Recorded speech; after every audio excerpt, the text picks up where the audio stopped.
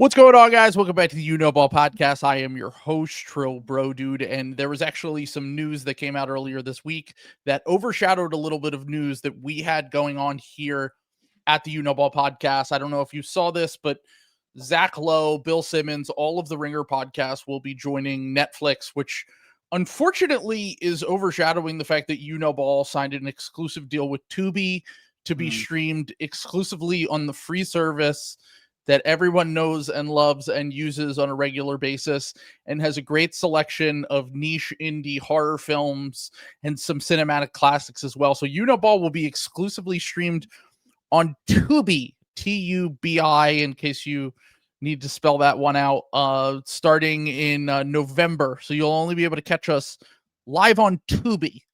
It's on Freevee. It's on Grinkus. It's on Blimbomb. It's on Splinkle. What was that app? What was the video app that they had during COVID? I thought it was Tubi. Is it not Tubi? I thought it was Tubi. No, what was the? I know what you're talking about. The one where they had like 18-minute shows or something like that. And it was like mobile. It was basically they were trying to make TikTok shows. Like you could only watch it on your phone. And I immediately was like, well, then I'll just never. Yeah, I'm not going to use this service. Yeah. And then they tried to blame it. They tried to blame COVID because they were like, well, if people were like on the subway. And I'm like, how many people ride the subway on a regular? How many people are commuting to work and not driving a car in America? I was gonna say you immediately have too much New York brain for starters there. That's they invested $1 billion into this service, and it unfortunately did not work out. I do remember. I thought honestly it was very similar to Tubi if it wasn't Tubi, but. Yeah, we'll be exclusively on Tubi. Just we were kind of I just want to get it on the record that we were first to do the streaming service. Quibi. Quibi. R.I.P. Quibi, dude. We're gonna You Know Ball exclusively on Quibi. They're resurrecting Quibi. We're going back to Quibi. It's gonna be just You Know Ball. It's gonna be like the Renner app, but just for You Know Ball. Quibi. We bought the Quibi at it's like when you go to a police auction and you buy the all the stuff very cheaply. This is we've bought the Quibi out of the thing. I haven't actually ever bought anything at a police auction. That's actually not woke. So don't cancel me for that, please. Anyway, he's right there. Get him, folks. No. In all seriousness, all of you in the comments, if you call us unks, that's also not allowed. You're canceled if you call us an unk. Yep, white men can't be unks. We've learned this week. White men. It's the sequel to White Men Can't Jump. White men can't be unks. White men can't unk.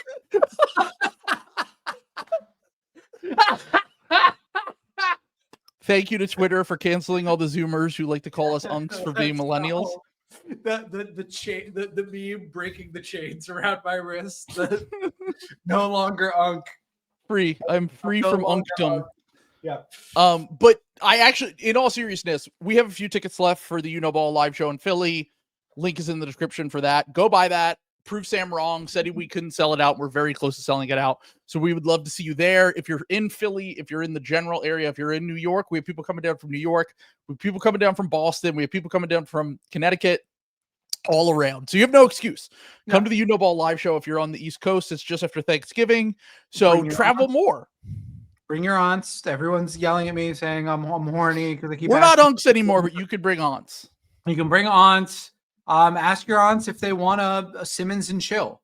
Netflix, Rosillo over-unders pod, the best episode 2023, vintage. It's kind of like rewatching the OC, where you just you have your classic episodes like The Heights, where Ryan kisses Marissa on the Ferris wheel. We have classic episodes of like Bill and Rosillo that we go back to for the Netflix and Chill. It's like when they put The Godfather in a local theater near you, like Godfather 1 and 2, they're doing a double feature. We're doing the 2023 over-under podcast because we're sick of Zach Lowe and his woke bullshit. Dark woke Zach Lowe is unfortunately already losing us. But and then just the other thing that we do need to plug, the You Know Ball New Orleans trip. We're going back to New Orleans, Mardi Gras. All the information is in the description below. We have people coming down for Mardi Gras. We also have people that aren't able to make it for Mardi Gras. They're going to be there Thursday to Sunday. You can do either. We have a lot of cool stuff that we're working on for that event. Some things that we can't reveal yet, but hopefully we will be able to reveal them sometime soon. So yeah, definitely come down for that if you are able to. But let's get into what we came to for today, which is the Eastern Conference standings and playoff predictions. We actually had, as we go through these teams, as we reveal our 15 through 1, because we don't have to spend too much time on the 15 through 1, just because we already did our over-unders podcast. We did that like a month ago at this point. Yeah. And Zach Billenhouse, just like we predicted, Zach Billenhouse as Russillo leaves the Ringer. And people are crying in the comments that Zach doesn't go to the gym enough for their taste. Literally, the first comment on the Spotify podcast was Zach needs to lift more to replace the hole, the Russillo size hole in everyone's heart as he's left for Barstool Sports. I didn't realize people were like doing like sexuality on Ringer like podcast hosts. Like you have to be a certain level of fuckable to be on camera for the Ringer. Russillo has aura. It's undeniable. I mean, he does have aura. Like let's not get it twisted. But like I was consistently blinded by his aura. Yeah, I was knocked out by Russillo's aura. Like, let's get that straight. But Zach has his own aura that's like very different. Like Zach just has a miserable old man curmudgeon. He's in his curmudgeon era for sure. Can I again, we don't want to talk like too much about the West, but I do have to bring up the fact that Zach very clearly made that when they were talking about the Clippers, he very clearly made like an arithmetic call where he was like, well, somebody will go under on the Clippers, but I don't want it to be me. But then everyone else joined him on the over. And he got so mad about it. He literally says, he doesn't switch his pick, but he says like 5 or 6 times, I can't believe we're all going over on this. Someone should take the under. I swear to God, he says it like 5 times. Like he's so mad about it. Zach is definitely, I don't know if you've seen our posts about him hating the Clippers, but he is definitely aware of the fact that everyone knows that he hates the Clippers. But luckily for Zach, Clippers fans have all of their negative energy aimed at Pablo Torre right now. So Zach's kind of off the hook. Like Zach can be negative towards the Clippers right now, and it's like it's not even happening because they are so preoccupied and so mad at Pablo Torre for potentially, derailing this entire Kawhi thing with the contract. But the thing that I was going to say is we'll go over these teams. We'll talk about whether we were right on the over-under for Zach and Bill. We obviously, like I said, we just predicted the fact that it would be those 3 making their selections for this year. I miss Russillo a little bit on the pod. And Zach definitely proved to be, I know for the East, we got a few of his picks right, but he proved to be a little bit hard to pick this year. Sam called him the wild card this year on the over-unders. And like I said, we've already done our over-unders. So when we go through this 15 through 1, I think we both probably have the same 15 seed here, I would imagine. Don't bet on it. In the East? Don't bet on it. No, I didn't. I just wanted to scare you for a second into thinking that do you have the Brooklyn Nets or the Washington Wizards? You'll remember that I actually was over on the Brooklyn Nets during our over-unders podcast. Their line was like super low though. Yeah, it was 20.5. The Wizards was 21.5. Mm-hmm. I went under on the Wizards and I went over on the Nets. I do have a slight, I still do have the Wizards at 15. It doesn't have to fully match our over-unders. There are feelings that I have on these teams that have changed over the last month that I'm not married to what I made in our picks and our over-unders. The 15 seed, I had the Nets only due to the fact that now look, the Wizards are also in a similar situation where if I remember correctly, they owe like a top 8 or 9 protected pick to another team this year. So they really do have incentive to be absolutely terrible. I don't think it's going to be too hard for them. Their team is really bad. Their team, as I was surprised, even Zach took a little bit, he ribbed them a little bit on a recent podcast saying, great rebuild you got going on there 2 years in and you have no good players. which is something that I've been saying on the podcast. But ultimately, I look at these two teams, the Nets and the Wizards, and I could see it going either way. I like the reason. I guess the Nets have more playmaking for sure, and they definitely have more like veteran NBA talent that we would trust that's actually available more often. Like Chris Middleton and CJ McCollum are very clearly solid NBA players, but how much are they actually going to play on this team? Are they going to get traded at the deadline? Yeah, the Nets have Michael Porter Jr., Claxton, and Cam Thomas, which, look, not perfect players by any means, but certainly legit rotation players, and are almost certain to be on this team at the end of the year. So that's the argument probably for the two players that the Wizards have that you could argue are like above average rotation players are Middleton and CJ McCollum, and both of those guys might be off the team either via trade or buyout by the end of the year. That's my exact argument, is that like just the Nets are going to be carrying 3 or 4 real NBA players. Like both of these teams are going to be playing an assortment of young guys who are like playing their way into like things. I would argue that the Wizards young guys are substantially better than the Nets young guys. But who really knows? Because all the Nets young guys are like new. Like we haven't really seen any of these guys in the NBA. So especially because like the Cam Thomas part, it's like he's probably not even going to be on the team in a year from now. So he can't even be considered part of their young core. Literally their entire young core was just drafted. Yes. Like they don't have any play. Like you can at least say, like, regardless of your opinions on guys like Bilal and Sar and Bub, like they've been in the NBA for a year or two. The Nets, it's all brand new information. And in preseason, Jaeger Demin didn't play. He's still out with an injury. I believe Drake Powell played a little bit. The only guy who looked good in preseason for them was Ben Seraph. So the fact that he was the only one that looked like a legit NBA player to start, not great for kind of projecting here. And I do think the reason why I ultimately picked the Nets, even though it could go Wizards, because I just think both of these teams are pretty miserable. Ultimately, the reason why I picked the Nets is like, I think that there's a chance Jordy might just scrape them out a few wins because he's obviously a good coach. He's kind of like the new Will Hardy, where like he's just going to get more wins just by scheming and getting guys in the right spots in order to kind of farm a few wins on the margins. But they drafted so many ball handlers that like if they're just like, hey, Jaeger Demin, hey, Ben Seraph, hey, Nolan Traore, go cook. Like we want to lose games, but we also want to develop you. Like go cook.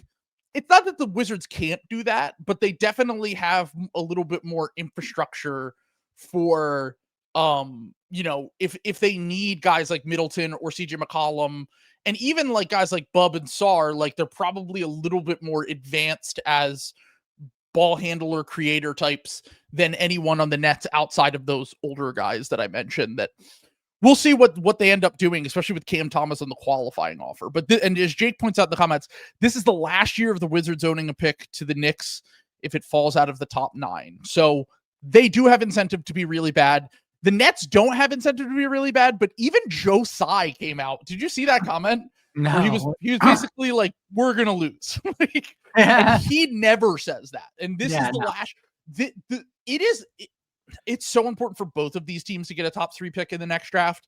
Like it feels so pressing, especially so for the Wizards, it's for their front office's sake. Like if they don't get a high pick in the next draft, I think they're probably just going to be fired because they are, they have an ownership group that has never wanted to tank in the past.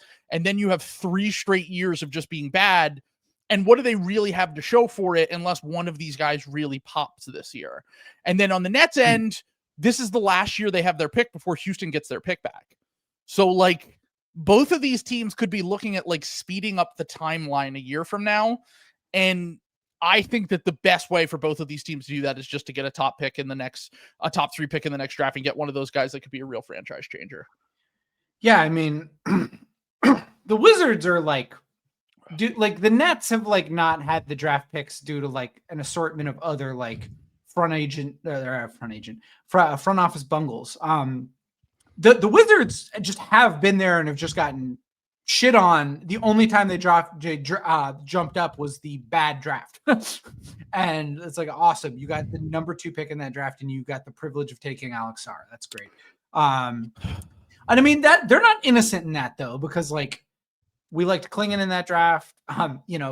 Sarr kind of looks better than Reed right now, which is unfortunate because Reed was kind of my guy in that draft. I was gonna say I can't really even criticize them for that because like I ended up I would have taken Reed there. So like I can't even say that I'm not fully out on Reed, but like I've definitely I've changed my expectations for Reed in a way that going into that draft I thought that he had true like real star potential, and the more I watch him, the more relative to other NBA talent in terms of athleticism and size, it's just kind of underwhelming for me. And I'm not, once again, I think that he's going to be super important for Houston this year. And if he's not good, they might need to figure something out with that. But for the Wizards end, like part of this is getting lucky and part of this is just stacking as many picks as you can so you have a margin for error, right? And like it's not like they haven't had picks. Like this is a team that they had 3 first-round picks in that draft. They had 2 first-round picks in this past draft. Like they really don't have an excuse if they can't get a guy in the next year or two. If one of these guys doesn't pop, or if they can't get a guy in the next draft, like they've loaded up enough that they should be hitting on like legit NBA talent. And we shouldn't be talking about these guys just as ideas still. Every player on this team is still an idea to me. Like it's the actuality of any of them. Like, I don't know if any of them are going to be NBA starters, which is crazy when you're 2.5 years into a rebuild to say that, but like time will tell whether these guys are actually anything. And I think we'll have a much better idea after this season. Part of that is by design though. I mean, they did like Denny was their guy, and the fact that Denny was further ahead of schedule than their other guys, so they traded him to horrible trade. It's a horrible trade. Yeah, it's not looking good right now. But Malcolm Brogdon was in that trade. He just retired from the NBA today. Shout out to 2 years removed, 6th man of the year, Malcolm Brogdon. Unbelievable. Who knows what was going to happen at the end of that training camp? You know, he was definitely going to make the team, but he just decided to retire. You guys definitely don't have some sort of Satan magic. How many games did he play for you? I know that he wasn't necessarily great for you guys, but he played like 70 games for you guys, and 70. then I think it was like 64 or something like that. But maybe 70 with like it was by far one of his healthier seasons. And then, because keep in mind, this is a guy who had injuries since fucking college, Malcolm Brogdon. Like, Malcolm Brogdon is not someone that was just, like, hurt here and there. He was hurt for 15 years, basically. Okay. Do you want me to read the games played? Sure. Okay. It's starting with his age 24 rookie season. 75, 48, 64, 54, 56, 36. Celtics here. 67. Portland 39, Washington 24. So yes, it was one of his healthier. So yeah, from an availability perspective, you couldn't have asked. And the fact that you guys were able to then, I know that he was really just salary filler in pretty much both of those trades. Yeah. But the fact that you guys turned him into Drew Holiday off the back of one of his few healthy seasons in the NBA, and now he's already retired. I mean, he looked so old in preseason when I watched the Knicks the other night that I would have been shocked if he made the rosters, and I don't think he was gonna. I think they decided that one of Garrison Matthews or Landry Shamet was gonna make the roster over him, and he probably was like, "Why am I still doing this? Yeah. I made $80 million or whatever, $100 million in my career."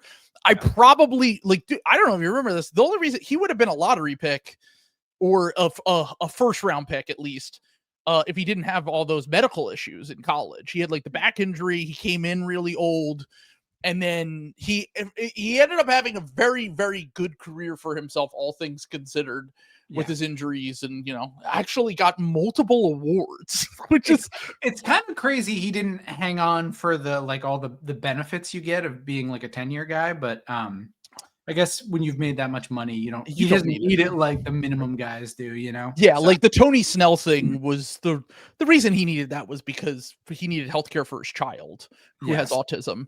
And he also did not make nearly as much money in his career as someone like Malcolm Brogdon, who is like caked up. And $132 million in his career, Malcolm Brogdon made. Pretty good. That's unbelievable. Good for him. Yeah. So 19 times what an offensive lineman is going to make in the NFL. What he's got to be. I know this is we just try to be positive about Malcolm Brogdon here, but this is going to go a little negative. He's got to be the worst player in NBA history to win 2 different awards, right? He won Rookie of the Year ends because the Rookie of the Year he won was the Dario Saric, Joel Embiid, and him were like the guys because it was that bad draft. Wait, no. The draft wasn't even that bad. It was just that all the guys that got taken high were like raw, like Jaylen Brown, Jamal Murray, Brandon Ingram. Yeah. And then Joel had gotten hurt his first few years. Saric had just come over. So that was like the argument, those 3 guys. And Joel didn't play enough games. And then it came down to Saric versus Brogdon. His thing is so funny because he wins Rookie of the Year, his year. And you know how like in Basketball Reference, they have the awards thing where they show like if you're like a vote getter and any other things. The next 5 years of his career, no votes in anything. Winning 6th Man of the Year because of the Boston Media Mafia. And then again, just gone. So it's like the only time he was ever in contention for an award, he won it. Like both of them. Incredible. Yeah. I if Bill weren't washed, he would do his own version of the Brogdon theory. Which because Brogdon has been part of the think about since 2021, who would you say the 3 most successful teams in the Eastern Conference are? The Bucks, the Celtics, and the who just made the NBA Finals? I guess the Pacers. It's the Heat probably because I did forget about the Heat. The Pacers have a conference finals and a finals appearance. It's a little bit of recency bias on my part, to be clear.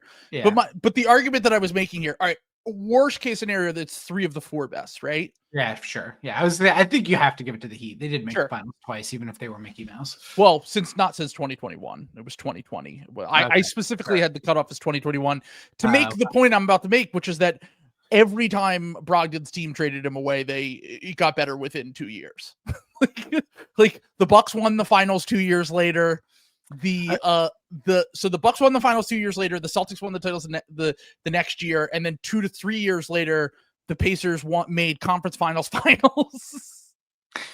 I feel like you did this on purpose to queue up like Mateo or Will or someone in the Discord to be like, actually, it's the Marcus Smart theory, and then to fucking come at me. Well, he only has one example of that. Like no other. Smart hasn't played on enough good. Like the Celtics are the only good team he ever played for. The Grizzlies were really bad the year he was there. That's true. Actually, he did. Going to the Wizards and now getting bought out and ending up on the Lakers. We'll see how that ends up working out for the legacy of Marcus Smart. Something that only people that listen to this podcast are tuned into for agenda reasons, specifically against. I was gonna say, just me. Yeah, I was gonna say the old man me, because you can't call me the U word anymore. Hey, it's your Marcus Smart year. It's my Marcus Smart year now. You're 36. 36. Your entire body will break down now. No. Keep a tab on any of your exes. They might be getting married sometime soon. They might be getting a ring after that's already happened. That's like I've been in love like 5 times in my life, and like 4 of them are like have kids. So all right, well, one more, that last one, she's getting it. Last ring. It's a big year for her.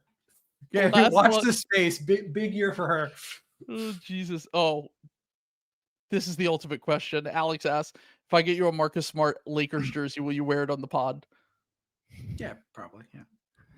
I don't. I'm buying myself a Cooper Flag jersey. So incredible. I just like the only reason the Mavericks are not the Lakers though. I mean, the Mavericks are actually infinitely more evil than the Lakers, which is hard to do. But that is objectively the truth. Yeah, it's like the Lakers are just like nepotism and like stupidity. You know what I'm saying? Like failing upwards. Whereas they are the Arrested Development franchise. Yeah. No, this Lucille Bluth is Jeannie Buss. Job is Rob Pelinka. Yes. We've gone over this. We've done this. Yeah. No, but JJ Redick is Michael trying to hold the whole family together. Yeah. Well, I don't know what. Michael, we got you a brand new player. Opening the bag and it's DeAndre Ayton inside. I don't know what I expected. DeAndre Ayton is definitely Buster. Yeah, dead pigeon inside. DeAndre Ayton inside. DeAndre Ayton is definitely Buster. I couldn't go to Army today because it snowed, and I got stuck at home. I couldn't go to. All right, good. I'm glad we got our millennial TV reference out of the way. All right. All right. So we both had the Nets and the Wizards at the bottom. So you had Wizards 15, Nets 14. Yeah. All right. Did you have the Hornets 13? That's who I had. Yes. Okay. Yes, I had. We don't need to talk about them. You don't want to. Do you think they'll be that bad? Like, I don't know. Yes. Okay. Like, I don't think it's necessarily a bad thing, like, for them to be bad again, to be clear. Like, I think it's fine. Like, we were over on 27.5. Well, I told you I took the over on them. Yeah. I still think they're going to win like 28 or 29 games. And that's like, that will be like the bottom of this. Yeah. Yeah. I guess, I don't know.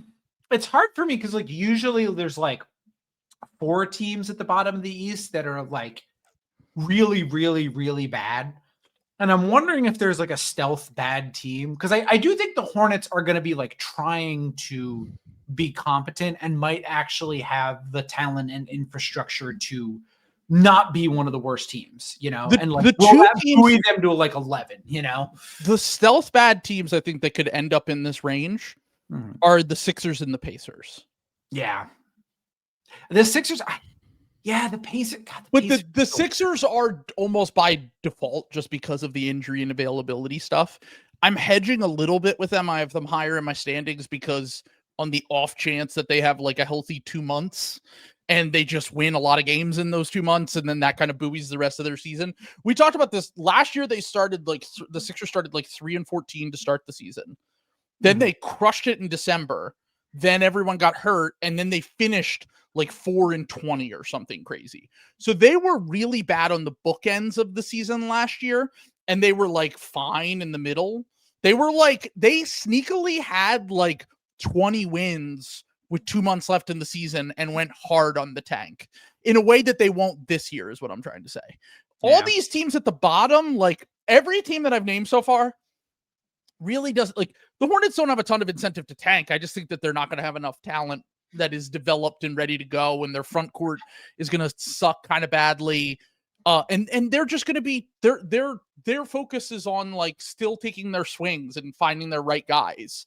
Yeah. And I know it's been a while since they even made the play-in, but like that's just the reality of having LaMelo Ball as your best player, where like he's just someone who's not super available, not super reliable, and then you're kind of like it's kind of the Ja Morant, LaMelo Ball, Zion thing, where you're always trying to like open up a next window and like be like, all right, if we have to pivot out of this, how can we pivot out of this? Yeah. And I think that's where the Hornets are right now. So like, I have them down here. These are the three clear worst teams in the East.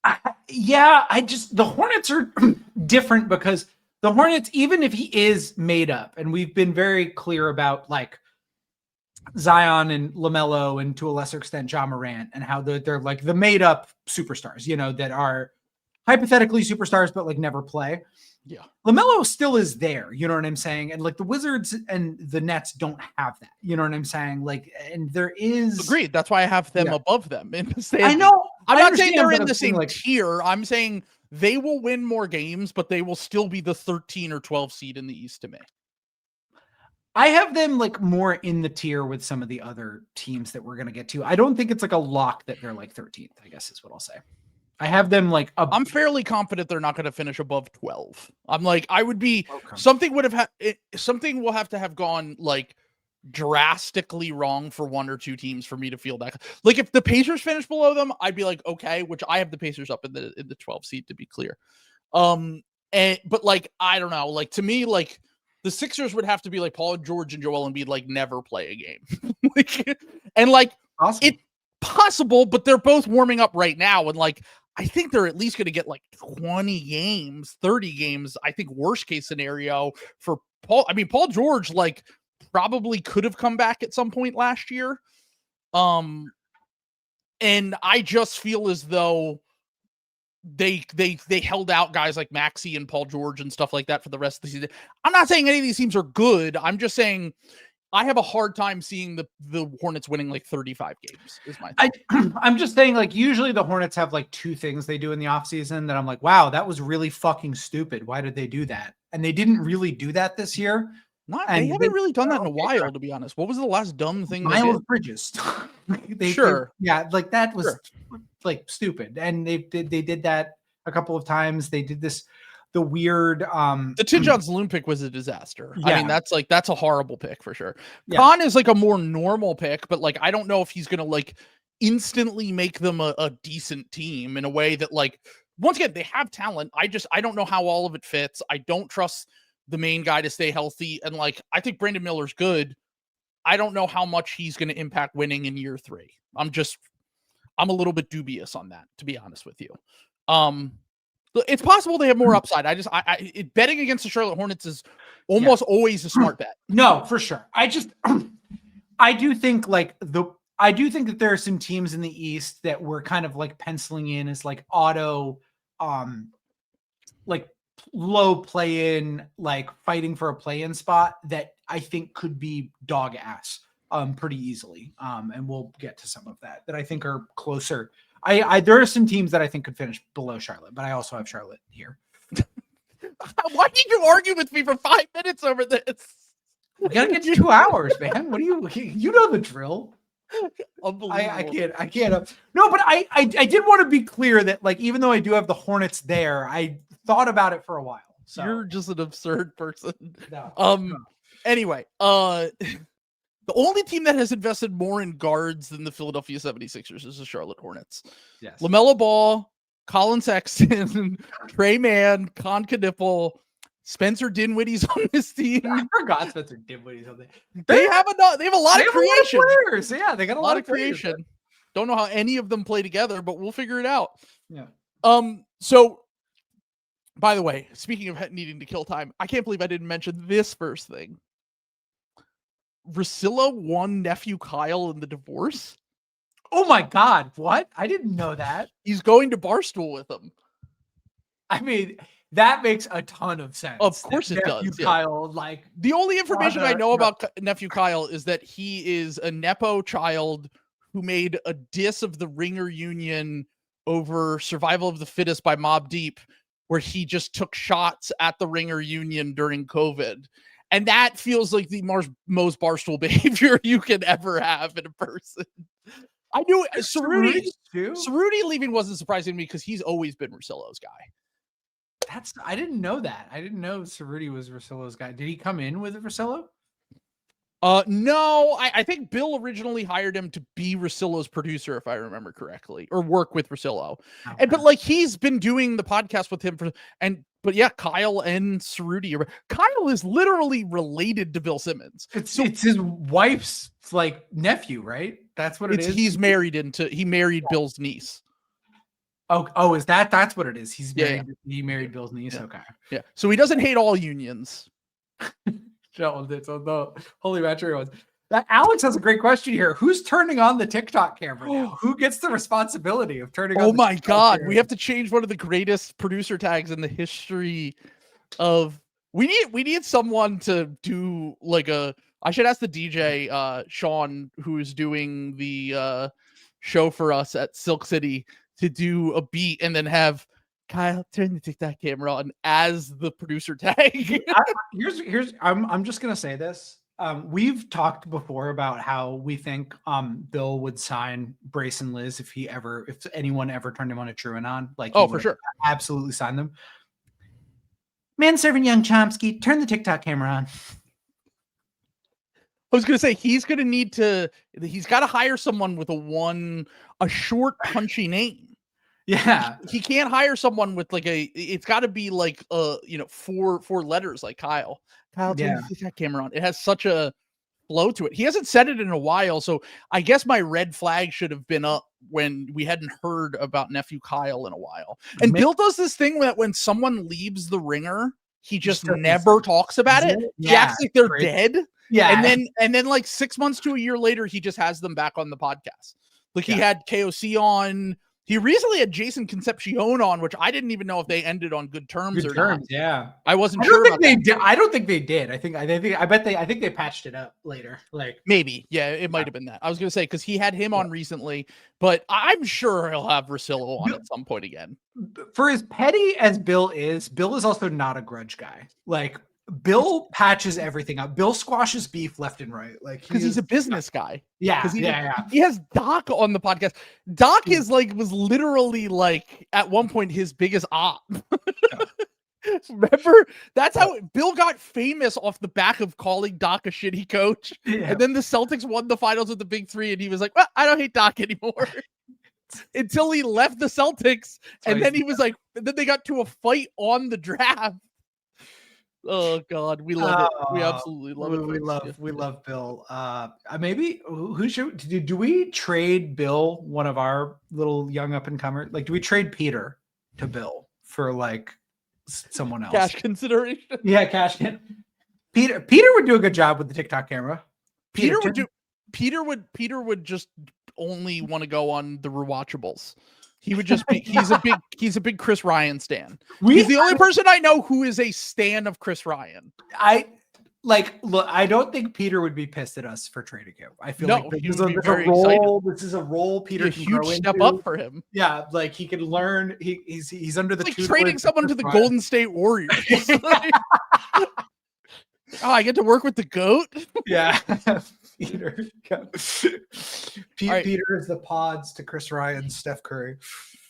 So all right, we have up we're not trading SH. That's a load bearing pillar of the community. No. You remember when Doc didn't want to trade Rondo for Chris Paul because Monty Williams took the Pelicans job and he didn't want him to have to coach Rondo because Rondo was such a pain in the ass. That's why we're not going to trade SH anywhere. Anyway, let's continue. On. Bill calling him Bill Jong-un when he turns the TikTok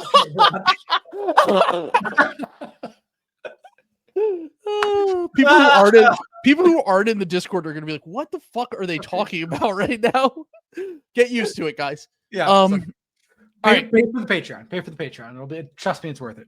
It is worth its weight in gold. Yeah. All right, so here we go. All right, so I had the Pacers in the 12 seed. Who did you have in the 12 seed? Who did I have? Hold on, let me pull up my thing here. What else are you pulling up? Just keep up. I was gonna say, sorry. I had my thing. It's fine. Well, because I had question marks, and I said I would do a game time decision. I'm also taking the Pacers here. I don't feel good about the same bottom four then. I don't feel good about it though. I really Why? don't. The Pacers, TJ McConnell's out for a month with a hamstring. They don't have Halliburton. They just lost Miles Turner. I'm sorry, Jay Huff is not good.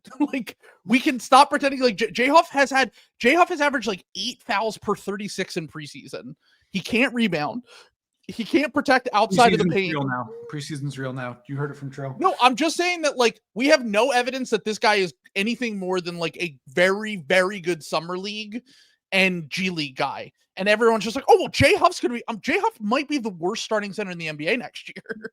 Like there is a good chance if he starts for them, it might even be Isaiah Jackson. Like, I think that the Pacers are probably going to win a reasonable amount. Like they'll probably win like 32 to 34 games. Like, I don't think they're going to be a disaster. I think they'll have some bright spots on the season. I think Nembhard will have some really awesome moments.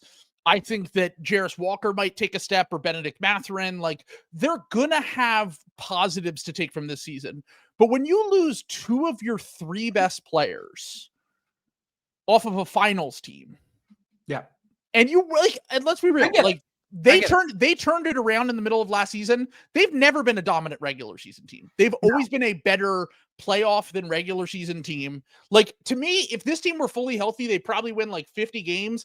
I feel like losing 2 of your 3 best players and then also having this injury with McConnell and having a ton of question marks about your front court outside of Siakam, like, I just think that this team is not going to be good enough to regularly win games. We talk a lot about how the only coach that matters in the NBA is Eric Spoelstra. I do think like Rick Carlisle is like, he's a really good coach. I'm not disagreeing. And I do think that like, while being a head coach doesn't really matter for like upside of a team, I do think it like sets floors. And again, the Pacers, I have a lot of respect for this Pacers squad. And I think that they are a more serious team than some teams I ended up putting ahead of them, and I feel bad about it. And here's my thing. Here's my thing. If we are in March and the Pacers and the Bulls are tied in the standings, yes, which one of those teams is going to be more likely to pull the plug to help their draft pick next year? The Bulls, because they have the dog shit coach that's not going to stop. He's not going to care. He's not. The Bulls literally every March do the opposite. They never take it off. They always try to make the play-in so that they can go fucking 500. That's their whole thing. And also, by the way, Billy Donovan has literally been farming wins at the end of every season. The Pacers fans would completely understand if they pulled the plug and they said, Halliburton's coming back next year. Let's get a top 10 pick and try to add to this young core. The Pacers are also always already in the playoffs by this point. The Pacers would be March Demons if they were fighting for a playoff spot. The Pacers the last time that they were in that range. Yes, they did. They tanked down the stretch of literally the year before. They sat Halliburton got like a minor injury and they sat him out for the rest of the season to try to get a higher pick. They got the 6th pick in the draft.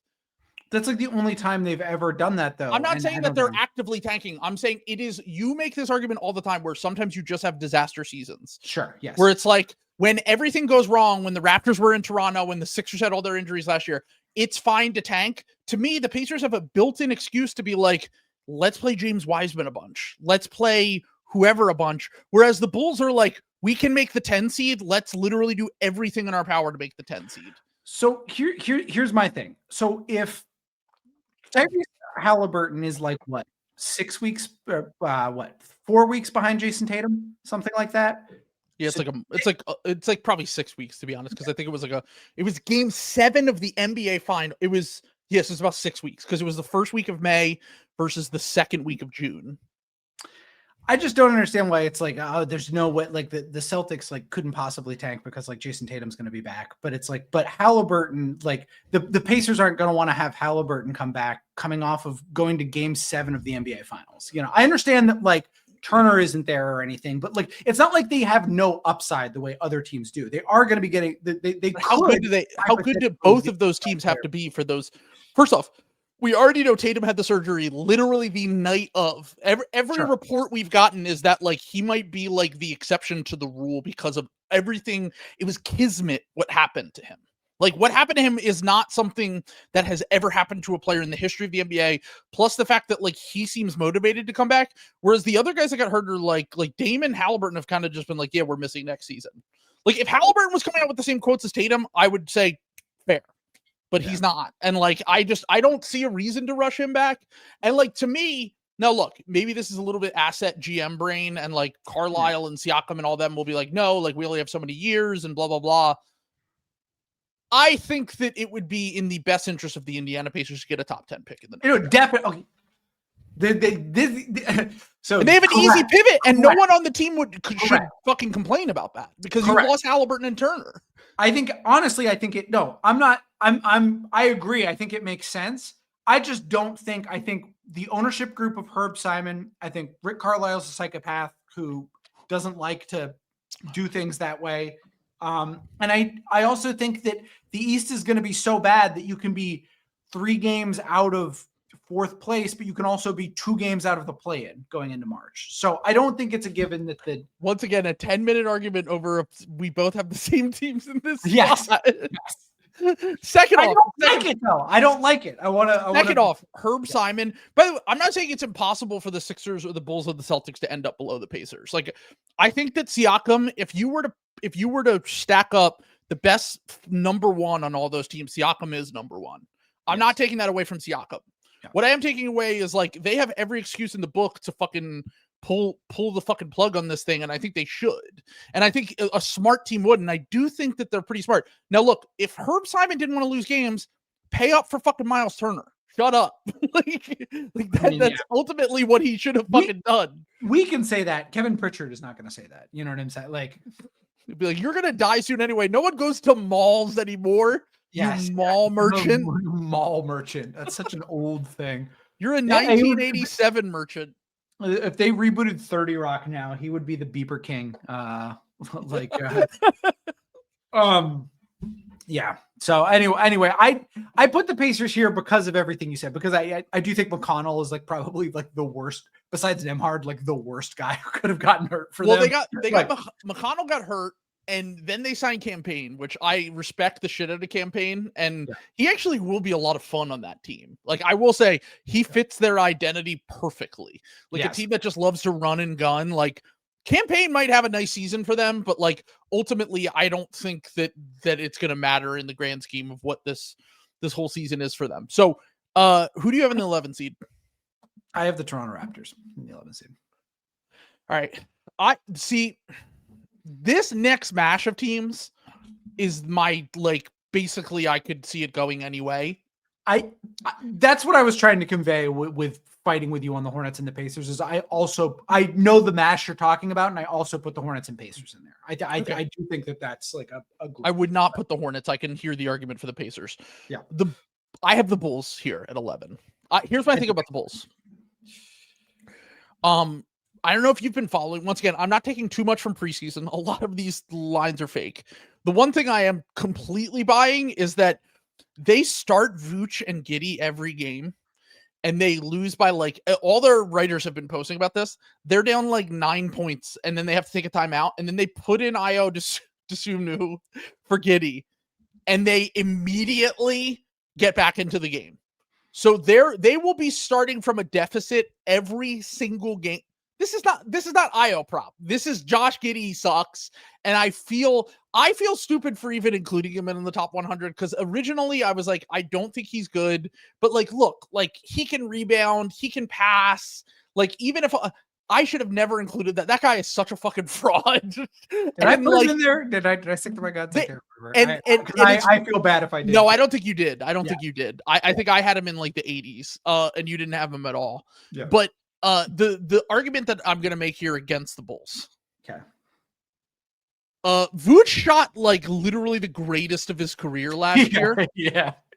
And I don't see that happening again. And I actually looked this up. I was kind of surprised because everyone's like, Zach LaVine sucks. Losing him doesn't mean anything. They were better without him because in February and March, they did their thing that they usually do and win a bunch of games, right?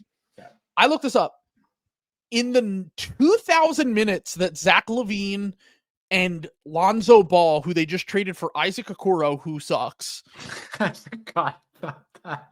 In the 2,130 minutes they played, the Bulls had a -3 net rating. So that's basically almost a full season's worth of sample. They were a -3 net rating without those two guys on the court. With Why both did of they those do that, by the way?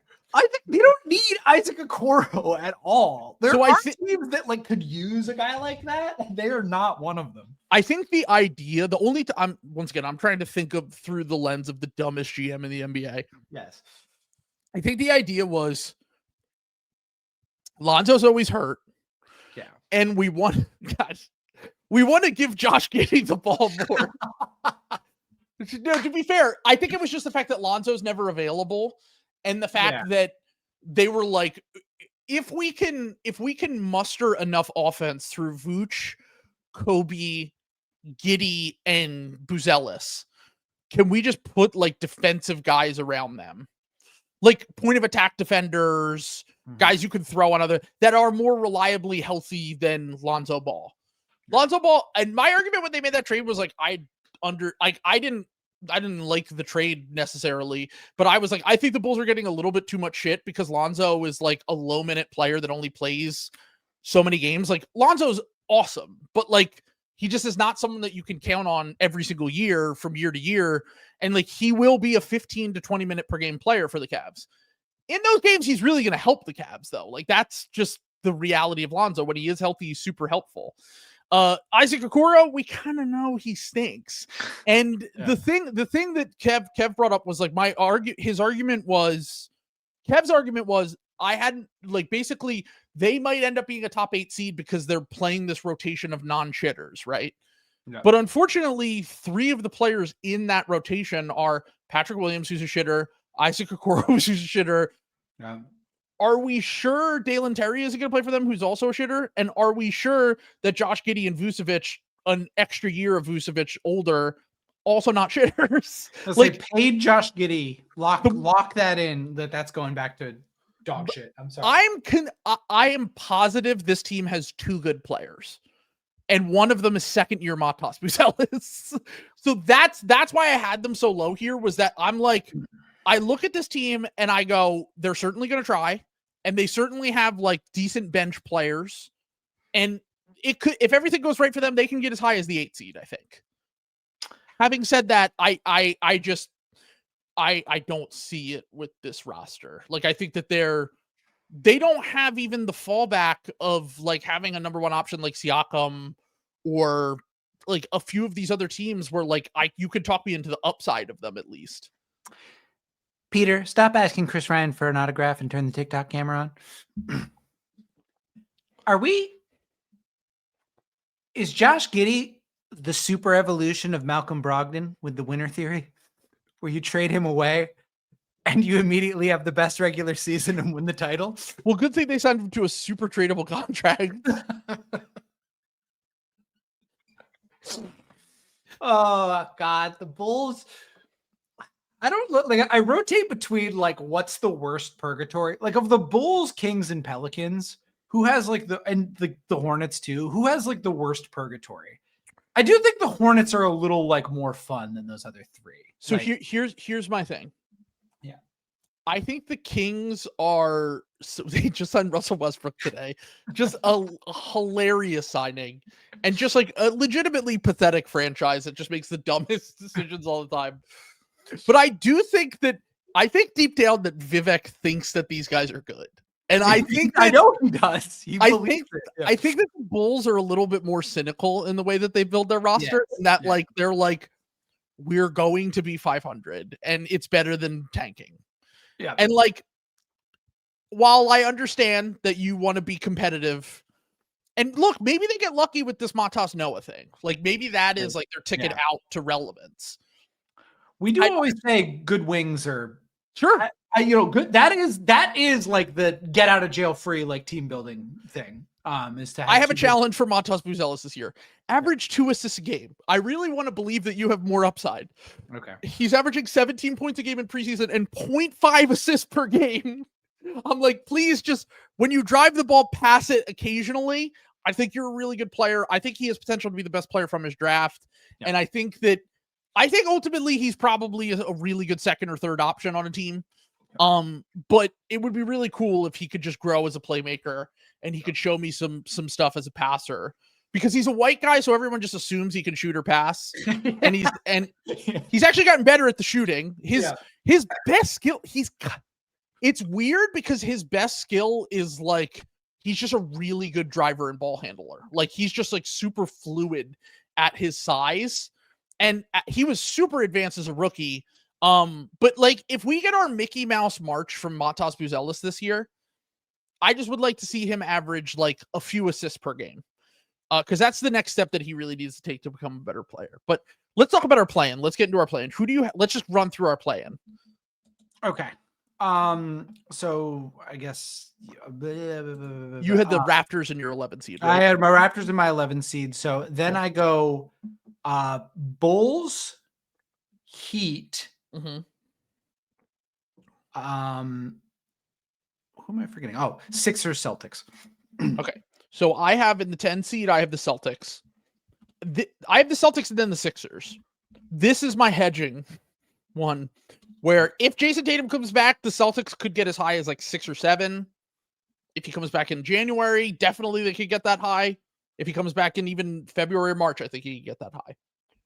The Sixers, sounds like Joel and Paul George are going to possibly be available to start the season. We'll see. Jared McCain's still out for 2 more weeks. I think we've talked about ad nauseum the weaknesses on that team. The 8 seed, I have the Raptors, and the 7 seed, I have the Heat. I think we literally have the same exact 5, just in different order here. So run this. You have the Celtics 9. I have the Celtics 10, the Sixers 9, the Raptors 8, and the Heat 7. Okay. So the other thing I'm thinking about here, I might switch this. Actually, I don't. Okay. I don't think the Celtics are going to be my 7th seed. I think I'm moving down. I'm moving the Pistons down. I'm moving the Pistons into my 7th seed. So you're moving the Celtics. When do you think Jason Tatum is coming back? It doesn't matter. But yes, it does. What are you talking? It doesn't matter. They have 4 good players, 3 good players. No, they've got 3-point shooting. Anthony Simons is a demon. First of all, there are other elements to basketball. That's sure. Don't tell Joe Mazzulla that though. I don't know if you saw Joe Mazzulla coached the Celtics coaching staff to defeating the Celtics media team by 53. I believe it was 53-4. Did you see that, by the way? Yeah, Joe Mazzulla played in college. Half of the assistants probably also played college basketball. I'm just saying. Why is that a thing? Is that like something that you're taking? You think you just blank Bobby Manning on a basketball court? You think that just happens? Yes. If you played college basketball, I think so. It's such disrespect to the Celtics beat writers. I think Jay King played like D3 in college. So like it's not wow. Like, I didn't realize that he played with the Jokic of D3 was on their team. Yeah. So that was big. Well, I'm putting the Pistons there, and I'm going to continue to consider the. You have to walk this back. Your best player is out, and you just said it doesn't matter when he comes back. No, I mean it matters a little bit, but like it matters a lot. If you think they could be the 6th seed, he's going to come back at like the end of February, like 2 weeks into March, probably like somewhere in there. Okay, so you think that Peyton Pritchard's making the All-Star team then? Yes, I think that is like on the table. I don't think he will, but I think he will be like, I think there will be like people talking about that. Genuinely. See, the Celtics, I have them down here because part of me thinks the boomer winning culture bullshit is real with the whole organization and that they will just refuse to ever pull the tank. Another part of me thinks that Brad Stevens isn't stupid and knows that when your best player is out for a season, and regardless of what you think about Porzingis and Drew and the guys that they let go, Horford at their ages, they were very helpful for winning basketball games in the regular season last year. And they obviously won a ton more. They lost Jason Tatum. To me, this is tough because it's like, I have a hard time saying that I feel confident that the Celtics are going to be this good. Not even this good. I have them in the 9 seed. I don't have them high at all. I'm banking on Tatum coming back in January, to be clear. That's my thing. Like, I think it's going to be January, maybe early February. And then you get 2.5 to 3 months of Tatum, and they just start racking up Mickey Mouse March wins, where they're busting their ass and they're dragging themselves up.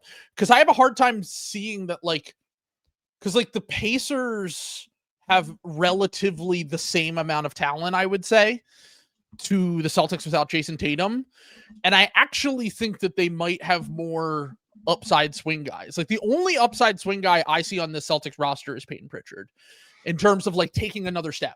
Jaylen Brown is who he is. Derek White is who he is.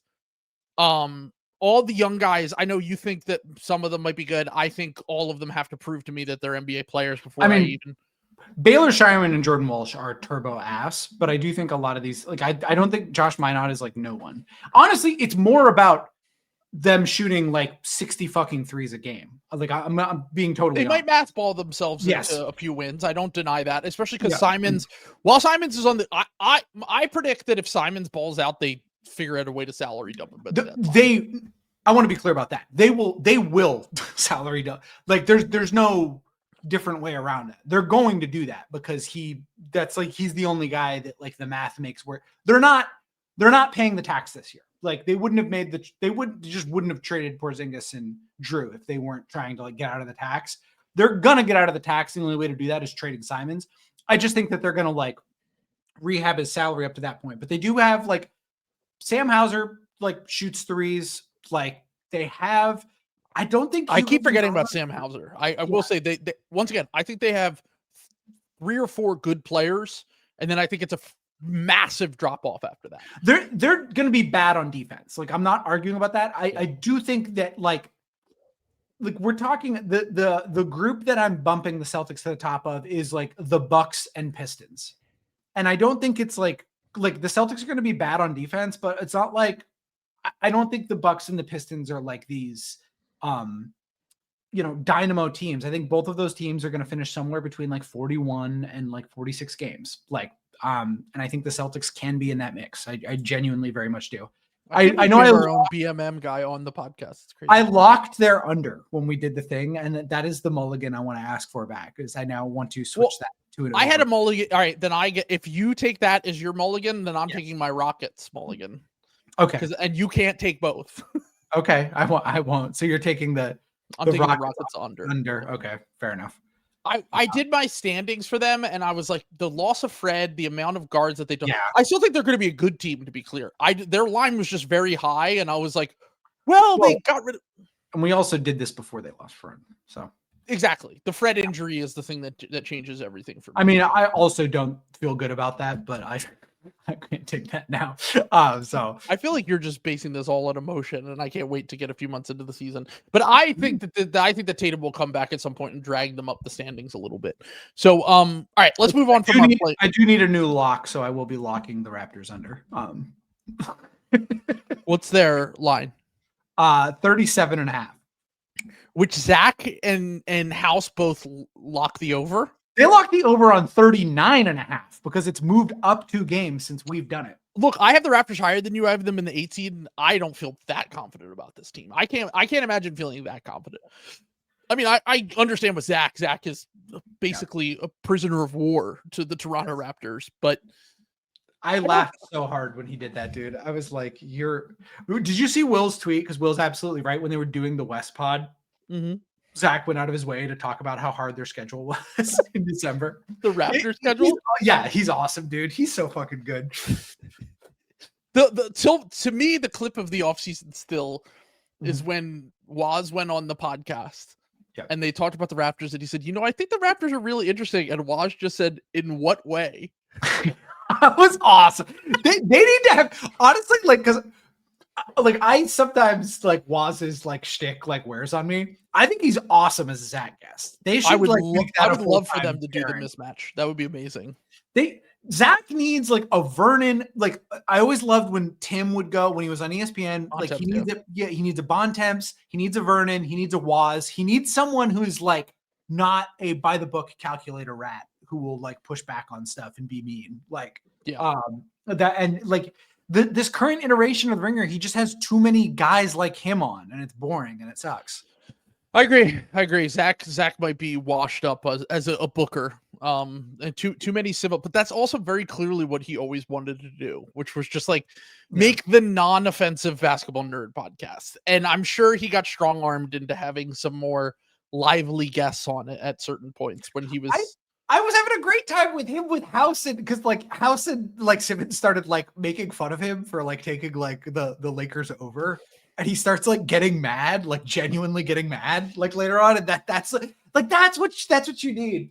By the way, thank you to Zach for reminding me that he doesn't have a ballot anymore. I had no idea. I've only just heard. First time I'm hearing this. Zach Lowe can't vote, folks. We took away his ability to vote. That makes me so mad, dude. I know we've talked about this before, but you're one of the most knowledgeable people, and you don't do this just because it's a little uncomfy for you for it to be. To be clear, literally your fucking job. It would be if Joe Rogan came out and did what he did last year, but also said, "I'm not going to vote for Donald Trump." Yeah. Said to everyone he's completely endorsing. Yes. Zach's influence and clout is so much more meaningful than any individual vote could be for all NBA or awards. Everyone just listens to him and fucking votes. It's such a fucking vote. Don't be a coward, dude. Like, come on. Look, what are you doing? Anyway. You might have missed the best part of the podcast, which was they talked about Zach getting his vote back. Oh, and really? Bill's like, don't you want to get your vote back? Like, aren't you going to try? And he's like, yeah, I might. I don't know. We'll see. And House goes, if you don't vote, you can bet on this stuff. But if you vote, you can't bet on it. And he goes, they never asked me to vote on anything, but I know this information. House, I never got the invite for the vote. They don't take me seriously. But I will say, House again. He had some weird picks. Like he took like the Phoenix over, which was very funny. But like House does actually like genuinely know ball. Like, which is no, like, he's. I think that House. Yeah. The thing I've said this before. The thing I like about House is that he genuinely. He can divorce himself from narratives more than a lot of people. I think that House can take, like, he has certain narratives that he believes in. Yes. But there are ones that like are like consensus that he's like, no, that's bullshit. I'm not believing in that. And that's what a true takesman can do. And by the way, I just want to ask, were there any egregious ones in the East that they had that were over or under? I didn't get through the whole podcast, but I just, the Raptors one, I just assumed Zach was going to go over there. No, I'm looking through at like they all took the Sixers under, which I completely understand. Yeah, the weirdest one was they also like Locke took the Charlotte over, which I was confused about. They also all took the Brooklyn under with like no discussion, and like Bill locked it. Like they were very cavalier about the Wizards, no pun intended, about the Wizards and the Brooklyn unders, despite how low they were. And I thought that was kind of weird given how low those lines are. Like, yes, well, I'll tell you why. That's because Zach never wants to talk about the Nets. He hates the Nets. He has a lot of disdain for the Nets and the Clippers. Yeah. And those are two teams that he genuinely like despises and does not ever want to talk about. So I think that that's probably built in a little bit. Once again, when these lines are so low, it's hard for me to take the under. I think I did end up taking the under for that, but like, it's so hard to only. We talked about 17 games. Yeah, that was the thing. Was that like it was like just like dismissed out of hand? You know what I'm saying? Yeah. Like, and I was like, I don't know, man, because I remember doing this with the Pacers. That we both hit that over last year because we were like, this is way too low for a team that at the time had more talent than it has now. Like they had Cam Johnson and Dennis Schroeder and Dorian Finney-Smith last year. Yeah, and that's what we said. Like, I understand. Like, you look at a team that's like as bad as those teams, you're like, yeah, they're going to be terrible. It's like. Teams like don't like the worst team in history is like what 12 win pace or something like that. Like it's I don't know if you saw this, but Pelton had the Wizards. His projections had the Wizards as the worst team he's ever done. That's kind of crazy. I think he had them winning 14 games, and he was like, "I've never had a team in all the years of doing this that only won 14 games." Like the analytics were so low on them. To me, that's a combination of what I talked about earlier with like their vets not being super reliable and like whether they're going to be on the team, and then combined with the fact that like pretty much this is what I've been saying. It's like, I don't really care necessarily that much about the analytics for young players. Yeah. The Wizards players, they all grade out as like the worst players I've ever seen. Like, and it's largely due to the fact that like they want to be bad and they're just letting these guys kind of learn on the fly. And they're still they're so far below league scoring efficiency. Like their four best players, best young players last year, Bilal Sarr, Bub, and Keyshawn George, right? Yeah. They all had like 40% true shooting. It was like 50 and down true shooting. So like analytics are going to fucking hate that team, right? But it's still really hard to only win like 17 games over the course of fucking 80. Like you got to be pretty uniquely terrible. I watched some Wizards. I'm not gonna do anything yet till we get to the regular season. I am a little alarmed that Bub does not look much better. I think he looked terrible in the first game and he looked fine in the second game. Keyshawn George, I actually didn't see the second game. I'm going off that one game. Well, he made all of his shots in the second game, so that helped. Okay. He went like 4 for 4. My whole argument with Bub, and will continue to be with Bub, is that if he can't get to the line or the rim, he has to become legitimately one of the best shooters in the NBA to be a starter. Yeah, and it's tough because he doesn't bring a lot of. He's like a fine shooter. He's like, and I think he will be a good one in time. Is it weird? I might carve out, even though I love Bub. I think Keyshawn George is a better prospect than Bub. I think so. I mean, here's my thing. I think both of them are still very far away from contributing at like a reasonable level. But like, if you put George on a team that had established veteran stars, he would definitely function better.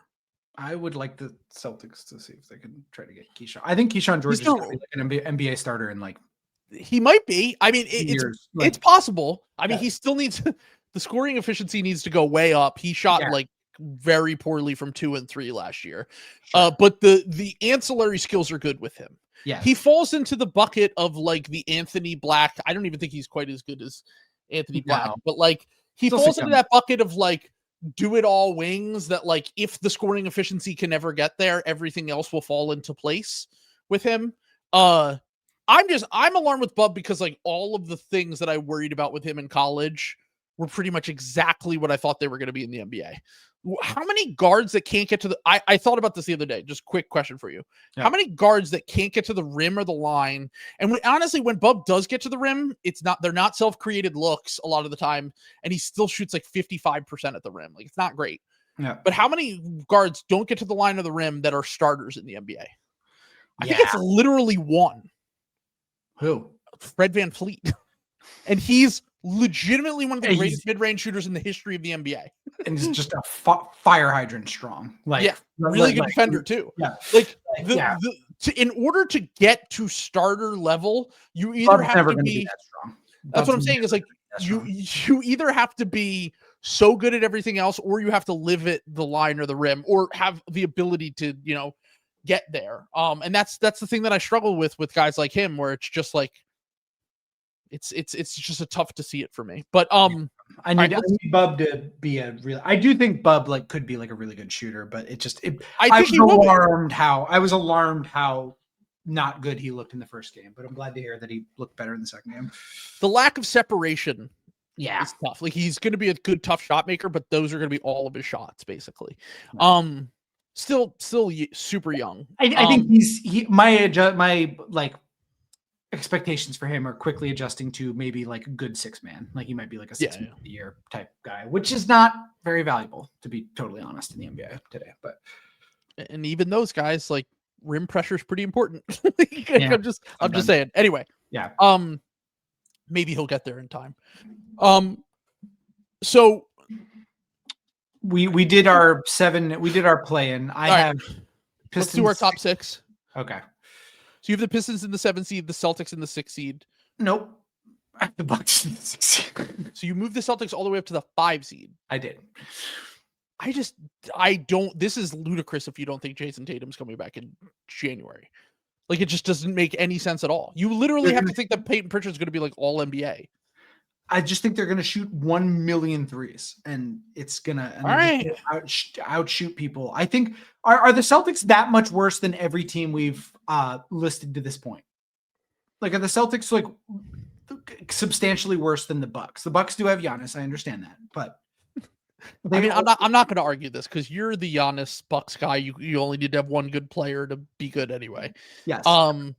So in the regular season, I still think that that's relatively true, to be clear.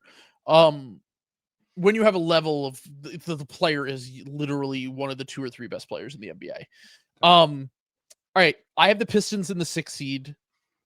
Okay. I could see them as high as the 4 seed, to be honest with you. Like, I do think that they're a team that like they could get that high.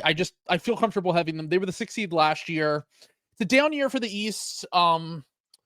We've already talked about them before. Yeah, they just kind of like scream regression in like a lot of ways, which is maybe it's possible for sure. But also, like, what does regression look like when the conference is worse? That's the thing, right. Like that's why I have them at the 6th seed. Yeah. I have the Bucks in the 5 seed. I have the Hawks in the 4 seed. So that's my 4 or 5. I also have the Hawks in the 4 seed. So, and then is your 3 seed Magic? My 3 seed is Magic. All right, so Magic, Knicks, Cavs. Yeah, I have Cavs 1. Yeah. Okay, so that's what we have set. Let's just run through ours real quick because we got to get to the playoffs part of it. Do you agree with me? You have the same thing, like Cleveland, Knicks, Magic, Hawks in that order? Cleveland, Knicks, Magic, Hawks, and then I have Bucks, Pistons as my 5-6. Okay. Yep. Yeah, I was just missing your top 4. I knew you had the Hawks, but I didn't know what your top. It's kind of self-explanatory. I mean, we've been high on both the Magic and Knicks. The Cavs and the Knicks were the 1 and the 2 seed last year. They didn't get necessarily better or worse. I just feel like the Cavs are a regular season wins machine. Lonzo is a better player than Isaac Okoro when healthy. Yeah. Honestly, even when he's healthy, he's a better player than Ty Jerome. How often is he going to be healthy? I'm not sure. I do know that I think that the Cavs problems are all going to pop up in the playoffs. Like, I just think they're regular season monsters. Yeah. This will be what, the third time that Donovan Mitchell will have led a 1 seed in his career if they do this again. Like, this team is probably going to win 55 to 60 games. Yep. They're probably going to be fairly unstoppable in the regular season. And sadly, no one will give a fuck until we get to the playoffs because we already know that they're that good. And then the Knicks, nothing's changed much with them. The Magic and Hawks made additions we really liked in the offseason. And importantly to me, with the Magic and the Hawks, they're really good at the forward and wing spots now. And I mean, the Magic always have been, but like the Hawks are solidifying their wing and forward core. The Magic addressed literally their biggest need was creation and shooting. And they got Desmond Bane, Jace Richardson, and then a little bit lower down, Tyus Jones. So pretty good jump for them to make this leap up to the 3 seed. And they also had injuries last year. My only thing is I did feel a little squeamish about having the Hawks suddenly be 4 after years. I felt a little loosey with the football. Like, like that's a pretty big jump to go to like home court. And like, I don't know. I do feel like, I know Porzingis is there. I know all the ways they got better. I know all the other things. Alexander Walker, I don't think that they have made a leap. I've always been the Hawks skeptic. Yeah. I didn't think they had good players before, and now they have good players. How available those players are, how those players fit, we'll find out in time. I just think that, like, every year we argued over this, I was like, why do you just think that Trey Young and a bunch of mid is good enough to get far? This year, it's like Jalen Johnson, when healthy, really good. Ricochet will take some steps. Nickeil Alexander-Walker, one of the best bench wings in the NBA. Porzingis, a great stretch big who can protect the rim. Like their 1 through 8 is really good. I mean, I'm a little. This is all gut feeling because in my mind, I also think Ricochet. That's one of my pet things. I actually think Ricochet is going to have like kind of a big sophomore year. Like I had Ricochet on my long list for like most improved, but you can't give that to like a second year player. That's not like a realistic thing. Yeah. But like, I do think he's going to be like one of the more improved players in the NBA. Like he closed the season really strong. Like, yeah, we'll see. I'm interested in him. So he's also like their second and then sometimes third wing. So like, if he struggles at any time next year, they could just pop Nickeil Alexander-Walker in there and they'll be fine. Like I really like the makeup of their roster this year. And I also don't think Quinn Snyder's a terrible coach. I know you've tried to manufacture consent with that. I think they've had shitty rosters for years, and I think that they finally have a decent one. Okay, so let's go play in now. So your play in matchups. So my play in matchup, I have Heat Bulls round 1, Bulls at Heat. I will take the Heat over them. Would this be the 3rd straight year this has happened? 4th straight year. No, because last year I thought you meant my pick. No, I mean, it would be in real life. Yeah, it would be in real life. Would it literally be the 4th straight season that has happened? So. Yeah, it would be because it was the second play-in game the first year because they made it to the NBA Finals as the 8th seed. They beat the 8th seed and they had to beat the Bulls and they almost lost to the Bulls. They came back and they won. Then after that, it was in the. Yeah, they were the 8th seed the next year, right? The Heat, yeah. It was the final game. I think this will be the 4th straight year that the Heat have beat the Bulls in the play-in, which is just a tradition like no other. If that happens, how do you not do something different if you're the Bulls? Like what will it take? I mean, this is the fucking happens forever, dude. Like it's happening again. Like Chicago Bulls are America. This is the American, humiliation century. Yeah, Bulls century of humiliation. It just continues forever. Apparently, just absolutely cucked. The Bulls getting cucked, ironically. Yep. So. All right, so you had the Heat winning that, and then what was your other play? I had the Pistons over the Sixers in my 7-8 matchup. Okay, so it's Sixers versus Heat in the final play-in game? Yes, it is, yep. Why would you do this to me? It's funny. But I'm taking the Sixers in that. I have the Sixers making the playoffs. 8 seed. If we're the 8 seed this year, I'm happy. I'm fine. Yeah. Once again, I hate to say that they nailed it, but they did nail it. Where they were like, the best case scenario for the Sixers is they're like a scary 7 seed that no one wants to see in the first round. And I was like, I kind of love being that team. Yeah, that's like the no lose scenario. Dude. That's a no lose scenario because it's like, well, no one really expected us to win, but like it must be nice to be the Heat, even though the days of that are over. Yeah. Where but a few years ago, like they were that team, and like it didn't matter. The Warriors are kind of that team this year now, or maybe the Lakers or any Luka team, where it's just like it doesn't matter what seed you are, you don't want to play Luka in the playoffs. Yeah. I would love to be that team for once, and it would be very funny because I guarantee you we would shit the bed. And everyone would be like, why did we think that they were the team no one wanted to play? But they nailed it. They were like, that's their upside. And I was like, yep, they're correct. All right, so I will run through my play-in real quick. I had the Heat over the Raptors in my 7-8. I had the Celtics with Jason Tatum over the Sixers in my other one. Then I had the Celtics over the Raptors in the final one. So I have the Heat as the 7 seed and the Celtics as the 8 seed. Okay, so Heat Raptors is your 7-8. Okay, and then Sixers Celtics. Okay, yeah. Celtics over Sixers, and then the Celtics beat the Raptors. Mm-hmm. If there is a 9-8 Raptors Celtics series, and the Celtics lose that game, I will be on the news. Well, here's the thing. I don't know if you remember this, but you did this last year where you picked one team. Now, to be clear, you've done this with the Raptors a few times, and you were correct. You were absolutely correct to fade the Raptors the last few years. But you picked your... Oh, we have slop? What is the slop? I don't know. Is it Trey Young related to... Murray? Which Murray? Keegan Murray got extended. 5-year, $140 million contract. Oh, that's a good plug for next week when we do our rookie contract extension podcast on Monday. And you know who it was? Mark fucking Bartlestein. Bartlestein boys. Bartlestein boy Autumn. Bartlestein. It's Bartlestein boy Autumn. What does that work out to? 5, that's 20. Right, 140 $28 million a year. Not bad for Keegan Murray. Like it's a little bit more than Jabari. It's a good contract. I think that's a good contract for both sides. Honestly, that's I'm fine with paying that if I'm the Kings, and I think that's good value. Like I don't think Keegan Murray got taken to the cleaners. This is basically like when Mikal Bridges got extended with the Suns, and it was like $20 million a year, $22 million a year. I don't know if you remember that. I do remember that, from the 2018 club, but like the cap was so much lower back then that this is probably a significantly less percentage of the cap, like on relative to that, because it's 4 years later. I would imagine it's that would probably be more like a $30 to $32 million a year deal. So good. No, this is a fine deal for both sides. Honestly, it's the Kings. I just want to see Keegan Murray play meaningful basketball. Like he's only done it once in his career so far. And that's why the Russell Westbrook signing is just so fucking annoying to me. Cause it's just like, what are you doing ever? Like, honestly, I talked to Jack, who's a Kings fan before this extension.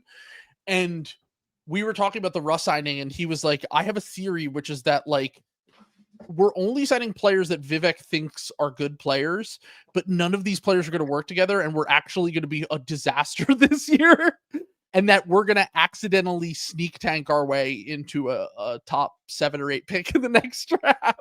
Do they have their own picks this year? Yeah, they don't. They have all of their picks moving forward. That's kind of good. They can finally get the reset. Well, for now, for now. But like, are you sure that they're not going to try to trade a pick for Jonathan Kuminga at the deadline? Oh my God, dude. Oh my God. Let's not speak that into existence. I think they're going to trade Monk and a pick for Kuminga at the deadline. We'll see though. That would be so bad. Because I was just thinking about that. They were talking about Kuminga.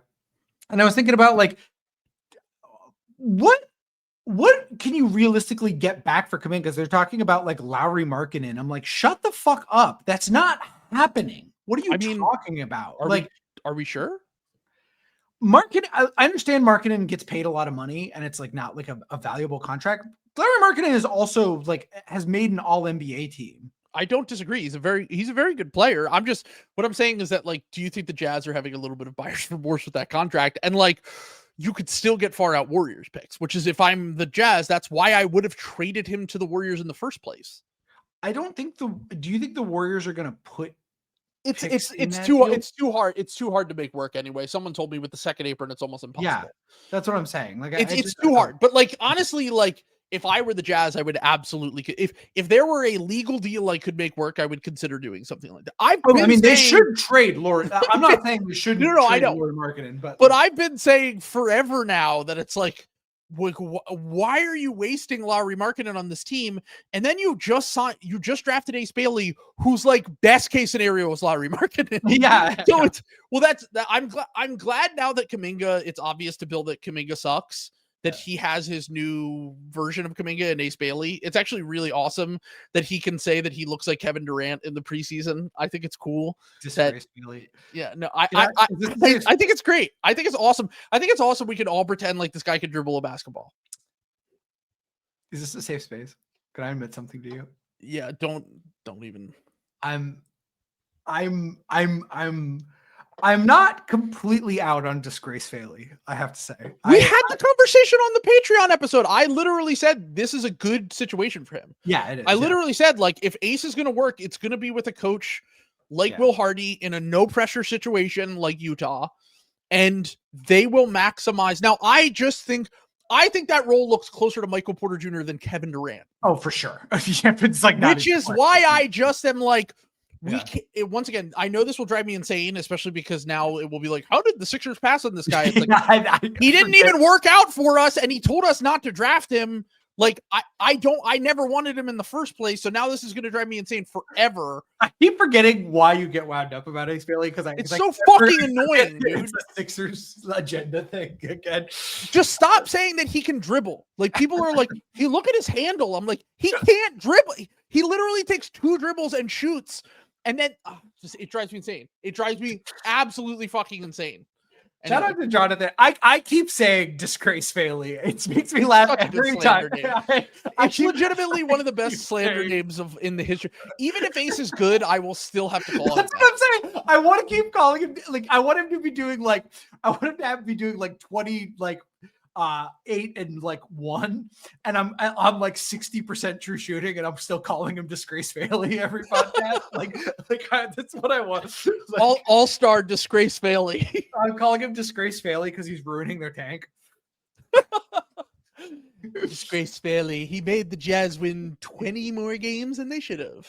Disgrace Bailey stopped them from getting AJ Dabensta. Couldn't get him. Couldn't get the Mormon guy. I don't think the Jazz have anything to worry about. Yeah, they could get him at 10. It looks like. Well, that, and also I was just gonna say, if you really want. If you want to lose games, just let Ace cook. It's not necessarily even bad for him in the long run. Like, him getting used to handling the ball in the NBA might be a good thing for his long-term development. And if he is like your lead guard or forward or whatever as rookie, your team's going to suck. And that's fine. That's totally fine. Yeah. But, all right. Anyway, good Keegan Murray deal. Keegan Murray deal is good. Yeah. Good for both sides. The Kings just fucking blow it up and start building in a different direction around. Hopefully these young guys are just decent for them this year, and they make a decision a year from now just to fucking go for it and blow this shit to smithereens because it's a joke. All right, your playoff matchups. What's your 1-8? My oh my god. By this, it's Sixers Cleveland. Wow. The two complete frauds. Can't get to the conference finals. It's the Zoolander. We got a fraud off. It's very funny. If Embiid is healthy, this is kind of. I love that in both of our scenarios we have the other one's team that could be kind of dangerous up against Cleveland. Yeah, like Cleveland getting like a disaster 8 matchup. Because both of these teams, I know that like the Sixers are frauds and like Joel won't actually be healthy, but like the Sixers are kind of a bad 8 seed to see though. Like they do have good players. The matchup will be so funny because it is like the best wings in this series are like Wash Paul George, DeAndre Hunter, and whoever else you want to call. Like Max Strus isn't really a wing, and like Quentin Grimes isn't really a wing, but like you can call them that. My point here being that like usually when we look forward to the playoffs, it's like, oh, you gotta have like big wings, athletic forwards, and like one of the reasons why these teams are frauds is because they never have those guys. Yeah. We're gonna be watching Sam Merrill locked in against Kelly Oubre. Yeah, exactly. Yeah. So I Wade over. I think the Cavs are still good enough to beat the Celtics and the Sixers in this year. Yeah, I think it's a little more interesting. I have Cleveland over the Sixers in 6. I have the Cavs over the Celtics in 6. So once again, I think that the Celtics definitely are a matchup that I would not want to see coming. If I were the Cavs, I wouldn't want to see the Sixers or the Celtics in the first round. Yeah. But I will say, and the Celtics are kind of a nightmare matchup for them if Jason Tatum is healthy because of the wing play. But ultimately, the biggest weakness, obviously Joel's availability and what he looks like is a big question, is the front court for both of these teams, though. And that's where I think Cleveland will be able to exploit it a little bit. Like, the interior guys on the Cavs will be able to eat in either of these matchups, I would imagine. And I don't know if you saw Evan Mobley's trainer, but he had a quote where he was like, yeah, they should run the playoff offense through Evan Mobley more. And I was like, I guess like taking shots at Donovan Mitchell, but also like, yeah, of course his personal trainer is going to say that. Like, why is this news? We asked this player's mom, and she thinks that like her son should get more touches. Like she thinks that Evan Mobley is a good boy. And he eats all his vegetables. Yeah, it's like what are you talking about? I will say during the Cleveland segment, Bill did ask Zach what it would take for Evan Mobley to be an MVP candidate. I was have to get significantly better on offense. Yeah. And Zach very politely was like, what was his points per game last year? 21. And Bill goes 19. And he's like, yeah, so that would need to come up to at least 26. At least. Yeah. It was very good. It was very funny. So Zach actually originally took their under. And then he flipped it to their over. Yeah, they talked him into it. Well, because they reminded him how bad the East is. Yeah. And also, like, the Cavs won like 64 games last year, and it was like 10 wins under or something crazy. I do think that they are going to, like, try to be ready for the playoffs. Sure. Yeah. Like, I do think that's real. I do think there will be a step back a little bit. But I also want to say that, like, I really hope that we can see Lonzo healthy come playoff time. I've been enjoying Cleveland Lonzo quite a bit. But if we have a way to pivot, like if Darius Garland is unplayable in a game, have someone like Lonzo to throw out there, and then also to just have like ways to problem solve on the fly in a way that Cleveland hasn't had in the playoffs before, where like their offense gets stagnant and then you can just put Lonzo in and he can make like the right passes and like hit open shots. It could be pretty massive for them. I really hope that Lonzo is just healthy and available. They've already said they're only going to play him 15 to 20 minutes a game to try to keep him healthy for the playoffs. New Caruso just dropped. Maybe.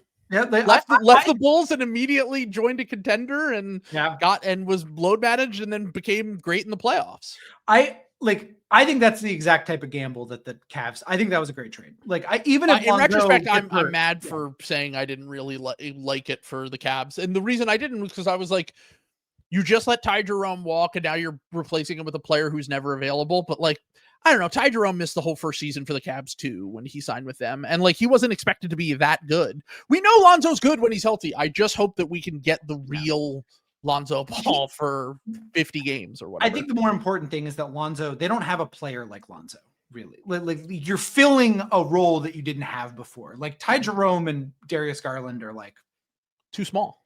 Yeah, they're kind of the same, like different versions of the same player. Like, so, I don't know. And I think there are lineups where Lonzo can play off guard off of both Garland and Mitchell, and that will be good for the offense. Okay. Move the ball. We love Lonzo, folks. So what's your 2-7? So my 2-7 is the Knicks up against the Pistons. Again, run it back.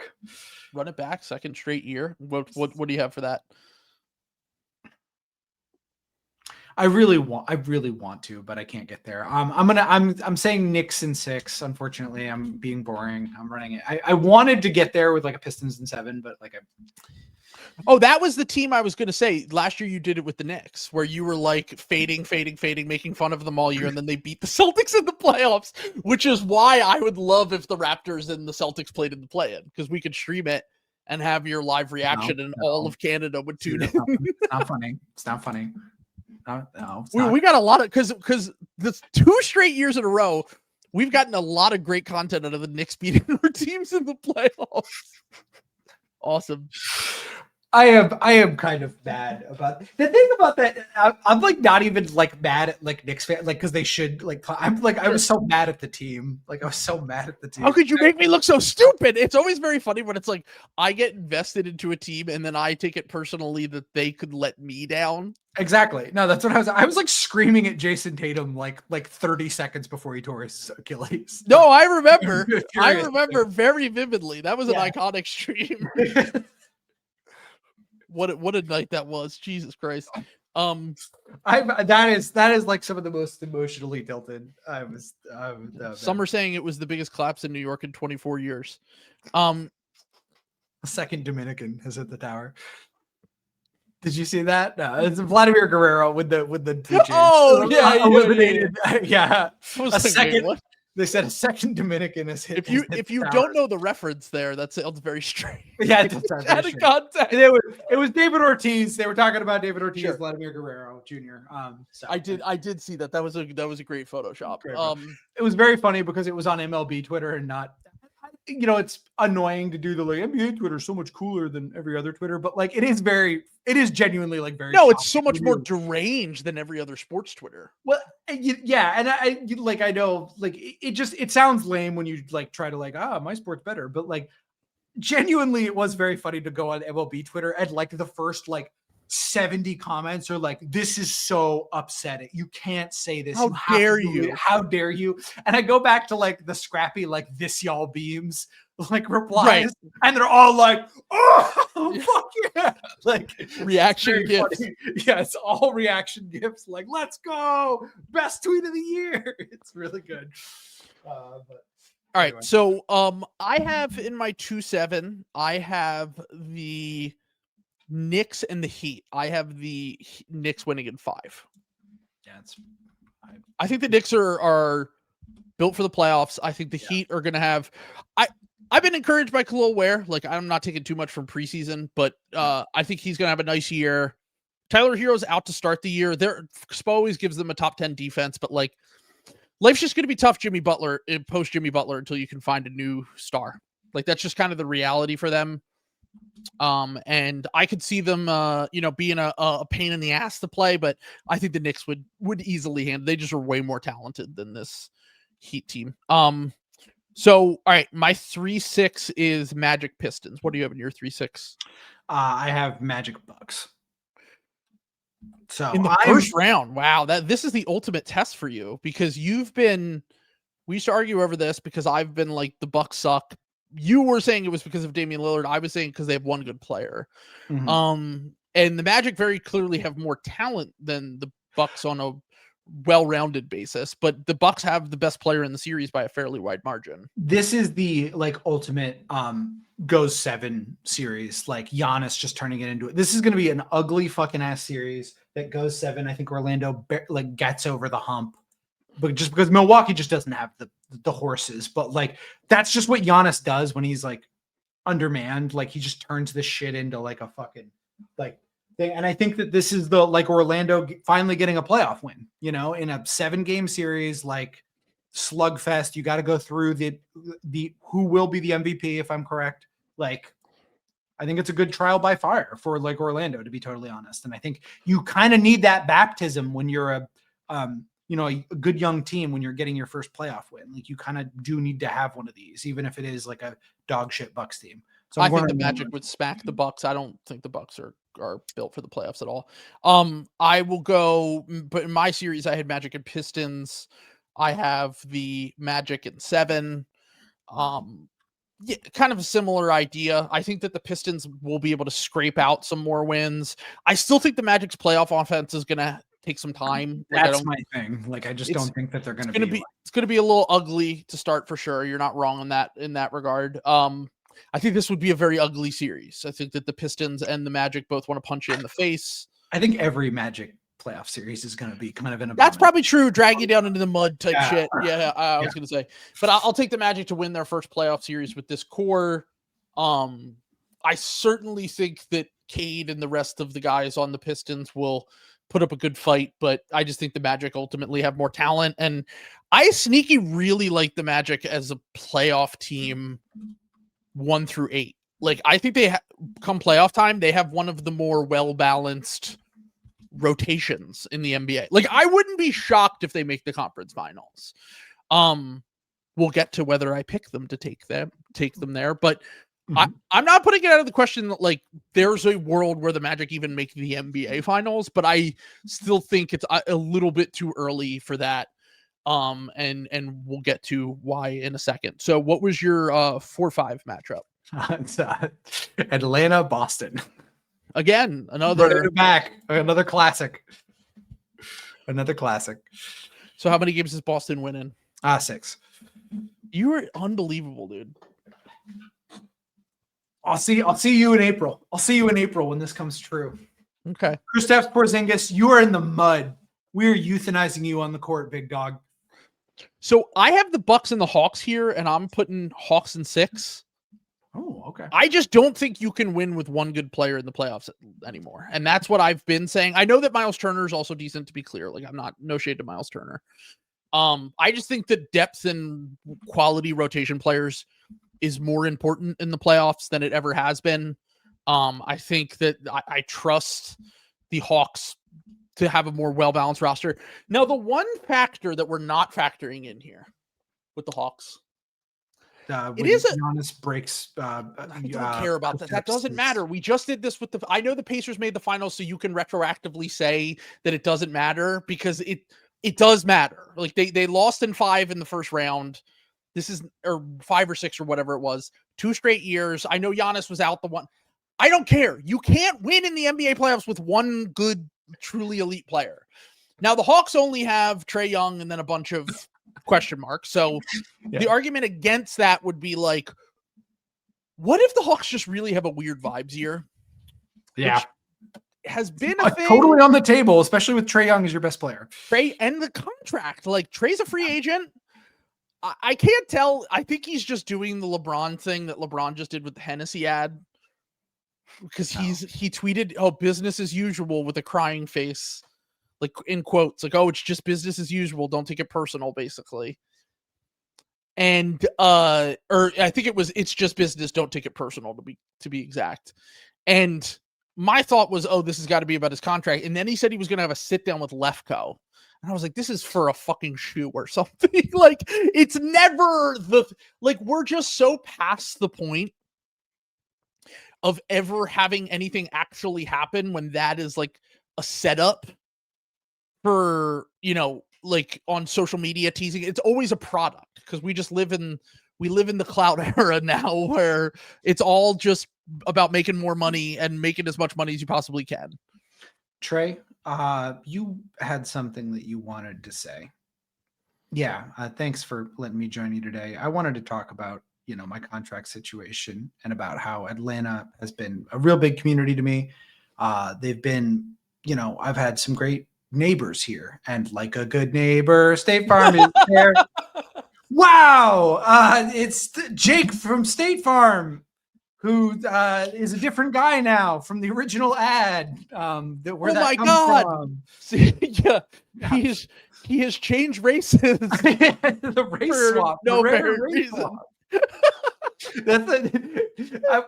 Are Nazis doing that yet? Are they doing the great replacement theory and using Jake from State Farm? Well, you know the actual story with that, right? We've talked about that. Oh, I don't think I do know. That original commercial was just an employee from State Farm named Jake. And they were like, he wasn't an actor. So they were like, you're just Jake from State Farm. So that's why he's like a bad actor. And then they replaced him after that because he's not a like then Jake from State Farm became literally Subway from the episode of Community where he is an entity. They severed his identity from him. They pulled that guy's fucking.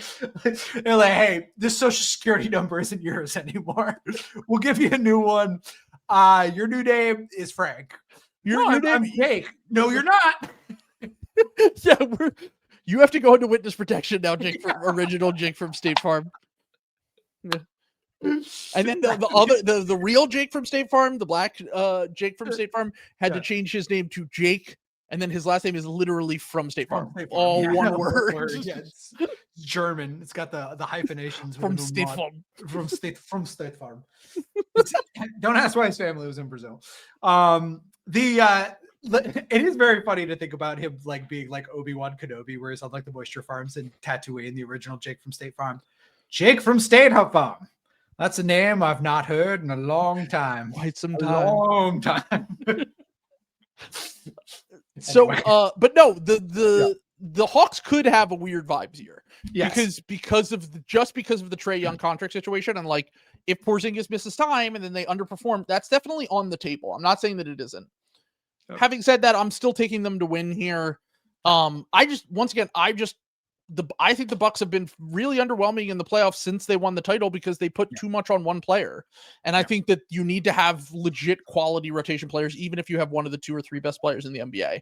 Like those other teams have real players every time they get to the playoffs. Like the Jokic's Nuggets always have real players. The Thunder obviously always have real players. Do we have Slop? We have Slop. Well, YKB Slop. Everyone, I need a prayer circle for Kylie Chung right now. James Harden, I got a girlfriend. Interviewer, you're in love? Harden, I don't even know why I signed up for this. So he's already having regrets? I think he's already having regrets. It's a video. It's like isn't this good news for Kylie then? Kylie is a very kind person. I think she'll see it this way. Like, I don't think she's like above sharing, but like, he's looking at the camera. He's looking at the camera and winking directly at Kylie. Clearly, I was just gonna say, maybe this is. I'll have to touch base with Kylie to see. This is the way that he communicates with her. Yes, he goes. I have a girlfriend, but I'm miserable, and I'm already regretting this, and like, he's playing hard to get. Playing hard to get. Yeah, I said, if only someone could come save me. From this woman I don't want to be seeing. He's hardened to get, folks. Playing hardened to get. There we go. Nice. That's points. That's points. Oh, by the way, we're streaming for. I don't know if Sam will be able to join us on the opening night games on Tuesday next week, but I'll be streaming. What's that? I will be there. All right, Tuesday and Wednesday. Yeah. We will be streaming for the opening night games of the NBA season. I'm very excited for that because we'll be back on playback. And they don't pay us money anymore, so you got to come donate. Which is thank you to our president that we definitely support for no tax on tips. Yeah. For that, so we directly get the cash. Yeah. We're gonna need it before the economy crashes here. Thank you so much, Mr. Trump. Mr. Trump. But no, the economy is fine. You have the money and savings to donate your tips to us. It will be fine. Like, we take crypto. Yeah. Which I heard is doing really well right now. It's good. Yeah. Everything's good. Invest in soybeans. If you're a crypto sponsor, no, I've actually the only 2 things that I've turned down for sponsorships are literally 2 of the only things that I've ever asked us, which is crypto and betting. Unfortunately. Unfortunately, those are the only things that want to invest in a shady podcast like this. Yes. And I have to say, no, I unfortunately have to have morals about this. Yeah. But all right.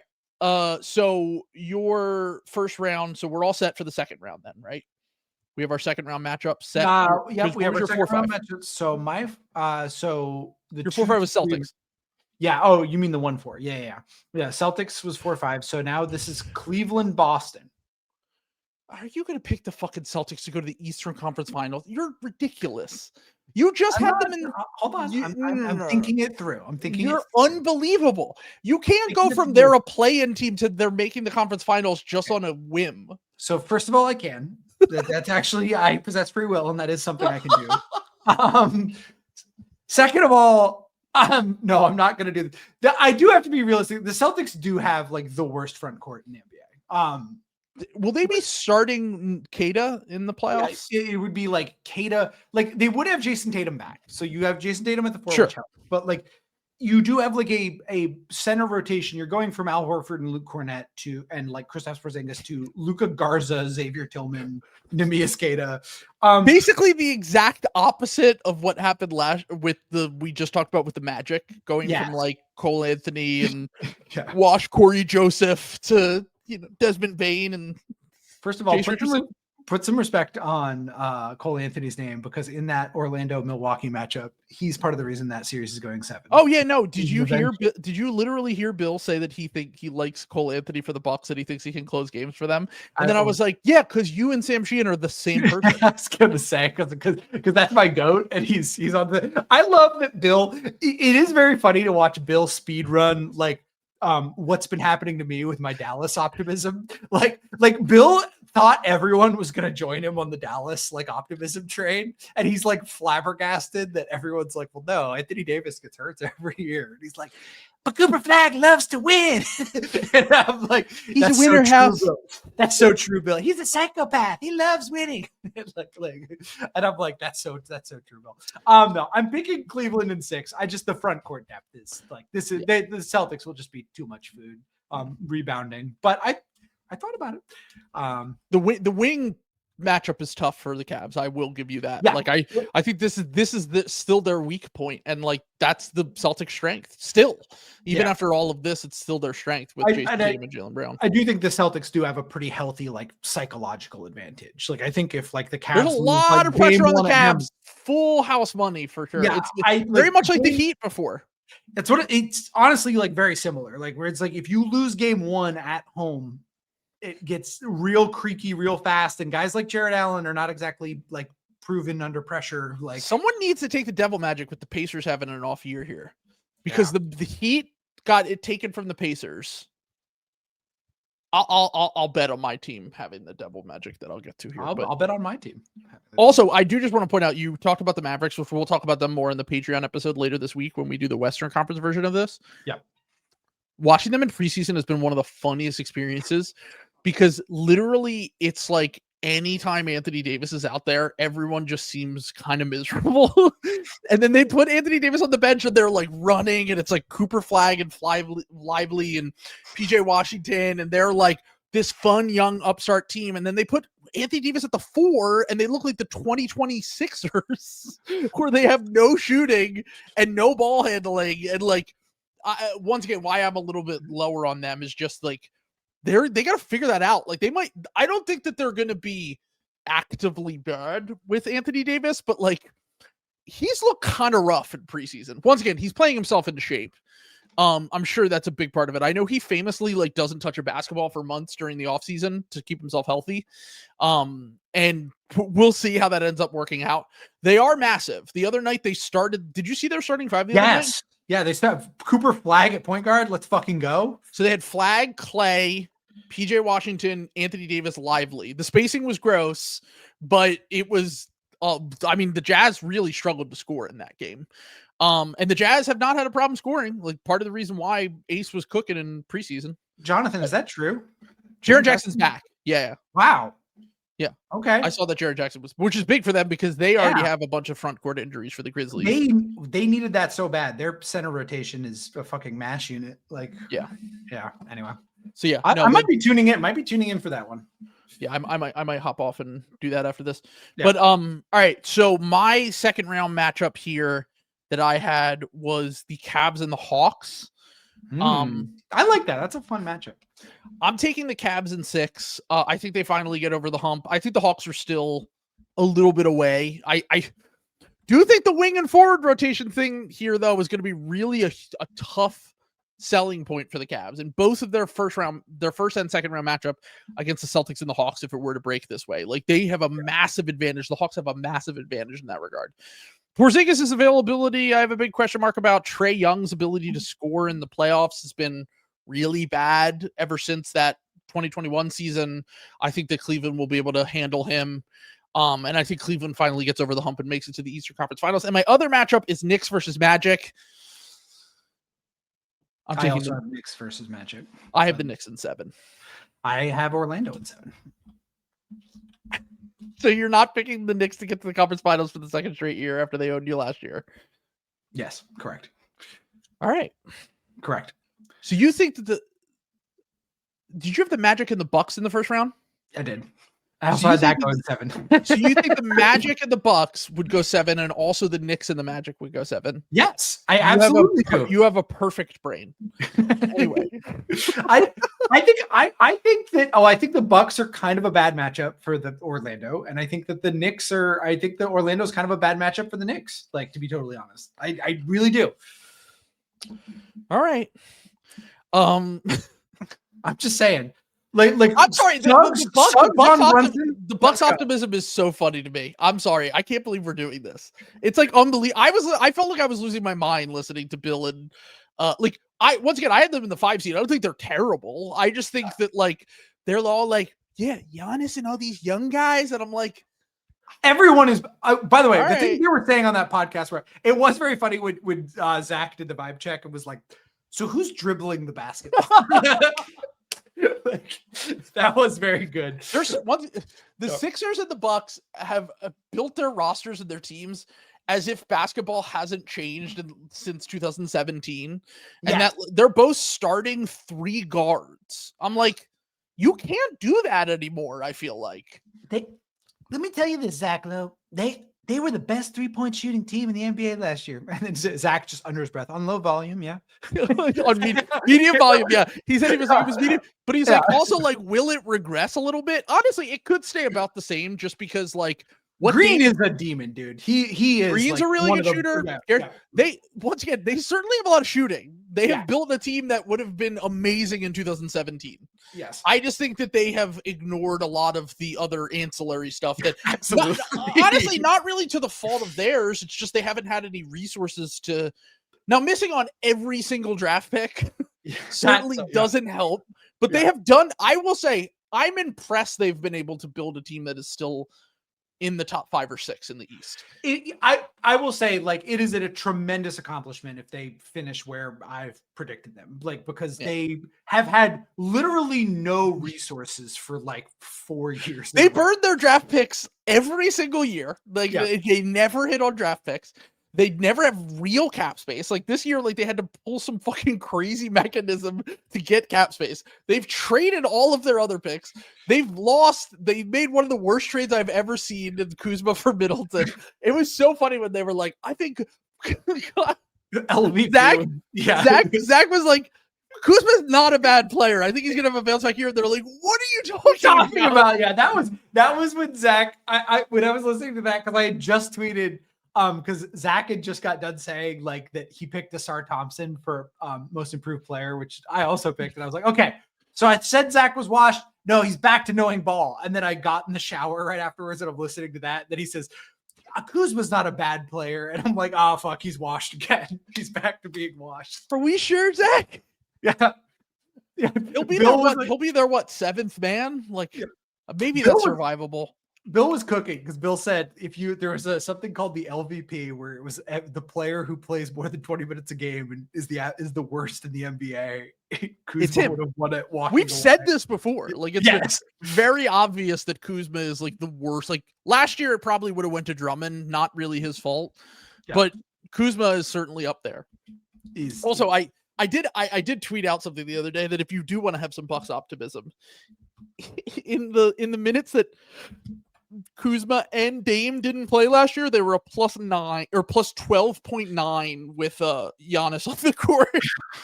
Let's go. Per 100 possessions. It was not a massive sample, but look, Giannis plus shooting will win you a lot of regular season games. I just don't believe it's effective at all in the playoffs.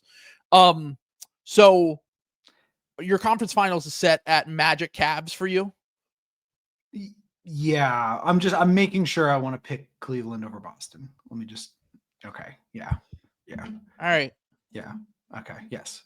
I'm going to finalize it. I don't feel good about it though. I am going to pick Cleveland. I don't feel great about having this, but I don't think Cleveland can beat. I know they've had some no, they have had some wars. Like this is actually quite a bit of bad blood here. Like these are teams they went twice. 7 2 years ago. Once they only played once. Oh, they only played that one time. Okay, so it's not as first round. They went 7. I'm picking and everyone was like, "Are the Cavs kind of frauds? Like, how are they?" Like it once again, they were the better, higher seed, but like the Magic were pretty good that year. Yeah, I'm still taking Cleveland over Orlando in 7. I don't feel great about that though. Like the thing I struggle with Cleveland is like I have them getting to the conference finals, but like, will they be the worst wing rotation to ever make the conference finals in recent memory? I think Cleveland might. The Knicks had a good wing rotation last year, and that's why they made the conference finals. This is what I'm saying. Like, I do think, unfortunately, like I have Cleveland coming out of the East. I do think they would be more dead on arrival against a West team than like the Magic or the Knicks would be. I think the Magic and the Knicks could turn the finals. I do think Cleveland would kind of get smacked. Well, we'll see. We'll save that for our next week podcast to do our finals predictions. By the way, I just want to point out that last year I wasn't certain about my finals pick. Do you remember what my finals pick was last year? I literally, if I scroll up, I can see I had the Thunder over the Celtics in the finals. And I was like, I don't feel great about this, but I'm taking the Thunder in 7. And then they ended up beating the Pacers in 7. By the way, I want to say, I think this is the rubber match because you picked the Celtics 2 years ago. I picked the Thunder last year. Yes. Which means that the finals pick this year is our rubber match for who has the finals crown in YKB. Who truly knows ball. If you get the finals if you get the champion right before the season, even if it's an obvious champion, it's not easy. It's not an easy thing to do. One of us has done it 2 years in a row, which is pretty good. It's pretty good. I will say these last 2 years were pretty, like, probably the easiest. This is much more difficult than it has been. 100%. No. Last year, I would say it was chalk for, and my reasoning for the Celtics losing was I was like, it's just really hard to go back to back and like stay healthy. Yeah. And have the same energy. And that's exactly what happened. And like the Thunder had the opposite where like the Thunder were unproven, but like we knew they were about to take this massive leap. A lot of people picked them to win the finals. And we'll see if they have the juice to go back to back. We'll save that for next week's pod. We're doing our Western Conference predictions later this week. So, then I have you're not going to like this. I have the Knicks over the Cavs in 6. I have the Knicks making the NBA I think that's a totally fine pick. Like, I think that's probably what I would pick if I had a Knicks like Cavs matchup. So they were very close last year. The Pacers turned to, once again, I do think that there's a world where one of these matchups in the honestly, even with the wing rotation stuff being a weakness for the Cavs, the reason why they ended up losing that Pacer series was because they were able to expose the Brunson-Cat duo defensively a little bit. And that ultimately is how the Cavs could win this series. I don't think it's completely off the table, to be clear, that the Cavs could win and make the NBA Finals. I think there are 3 teams in the East I could see making the NBA Finals. It's these 2 and the Magic. I don't feel good about the Cavs coming out of the East at all, just because the energy seems wrong. Like, it doesn't seem like the Cavs should come out of the East. So are they just not built for it? Like, does it just feel like they're not built for it? Like, kind of. Like, that's why I like went back to my Celtics pick, where I was like, "You're gonna yell at me too much," but I do think if the pick Celtics who you want to pick. I don't care. I will yell at you, but you gotta stand on your ground. Stay on your ground, laws protect you. stand my ground. Fuck it, no. Oh, 205 in. 205 in. You're switching back to the Celtics making Boston over Cleveland in 7. I'm looking into the camera. Round 2. Yep. I just want to remind everyone that Sam said not even a full month ago that the Celtics were going to miss the postseason entirely. Yes. And he also doesn't think that Jason Tatum is coming back in January. I want all of this information out there. Sam thinks that the team that is currently has a big rotation of Keita, Garza, and Xavier Tillman is making the conference finals, maybe the NBA finals? Yes, the NBA finals. Orlando over the Celtics over Orlando in 6. You said they were going to be like the 12 seed 3 weeks ago. And that was why I asked for the mulligan before we started this exercise. I locked the under. I'm not doing that anymore. I've watched the Celtics team play in the preseason. I'm all in. All we know is that the preseason is the realest thing that you can ever imagine. They play defense really hard at the preseason every year. Every stat line I see where Benedict Mathurin doesn't miss a shot, that's real. I'm just saying, I've looked into the future. I've looked at the videos of this on YouTube in a year and a half, and the comment section is all the Babe Ruth pointing. Like, everyone's going to be talking about how this is the best. This is the best anyone's ever done. Look. Your priors, once you see real basketball, you have to be willing to throw out your priors, okay? I'm throwing out my priors. The Celtics are no longer tanking. They're going to the NBA Finals. It's a legacy call. This is literally a legacy on the line call here for Sam Sheehan right now. Just literally all vibes. I believe in this team. Jason Tatum fresh off an Achilles. Let's lock in. We don't have to play the Knicks. The way my bracket broke. Lost how many rotation players from the finals team? 4? 4, yeah. 3 who actually played. Yeah. Unbelievable. Losing Porzingis helps though. I'm just gonna. You're perverted. All right. We'll be back later with our standings later in the week for. Do you want to do that on? Do you want to do it Thursday or Friday? Can you do either Thursday or Friday? This week? Tomorrow? Yeah, tomorrow or Friday. I could do either one. All right, let's figure that out. And then we'll have that up on the Patreon, and then next week we'll do the rookie contracts for the 2022 drafts on Monday, streaming for the rest of the week, and we'll have we have real basketball less than a week away, 6 days away. We finally made it. I'm very excited.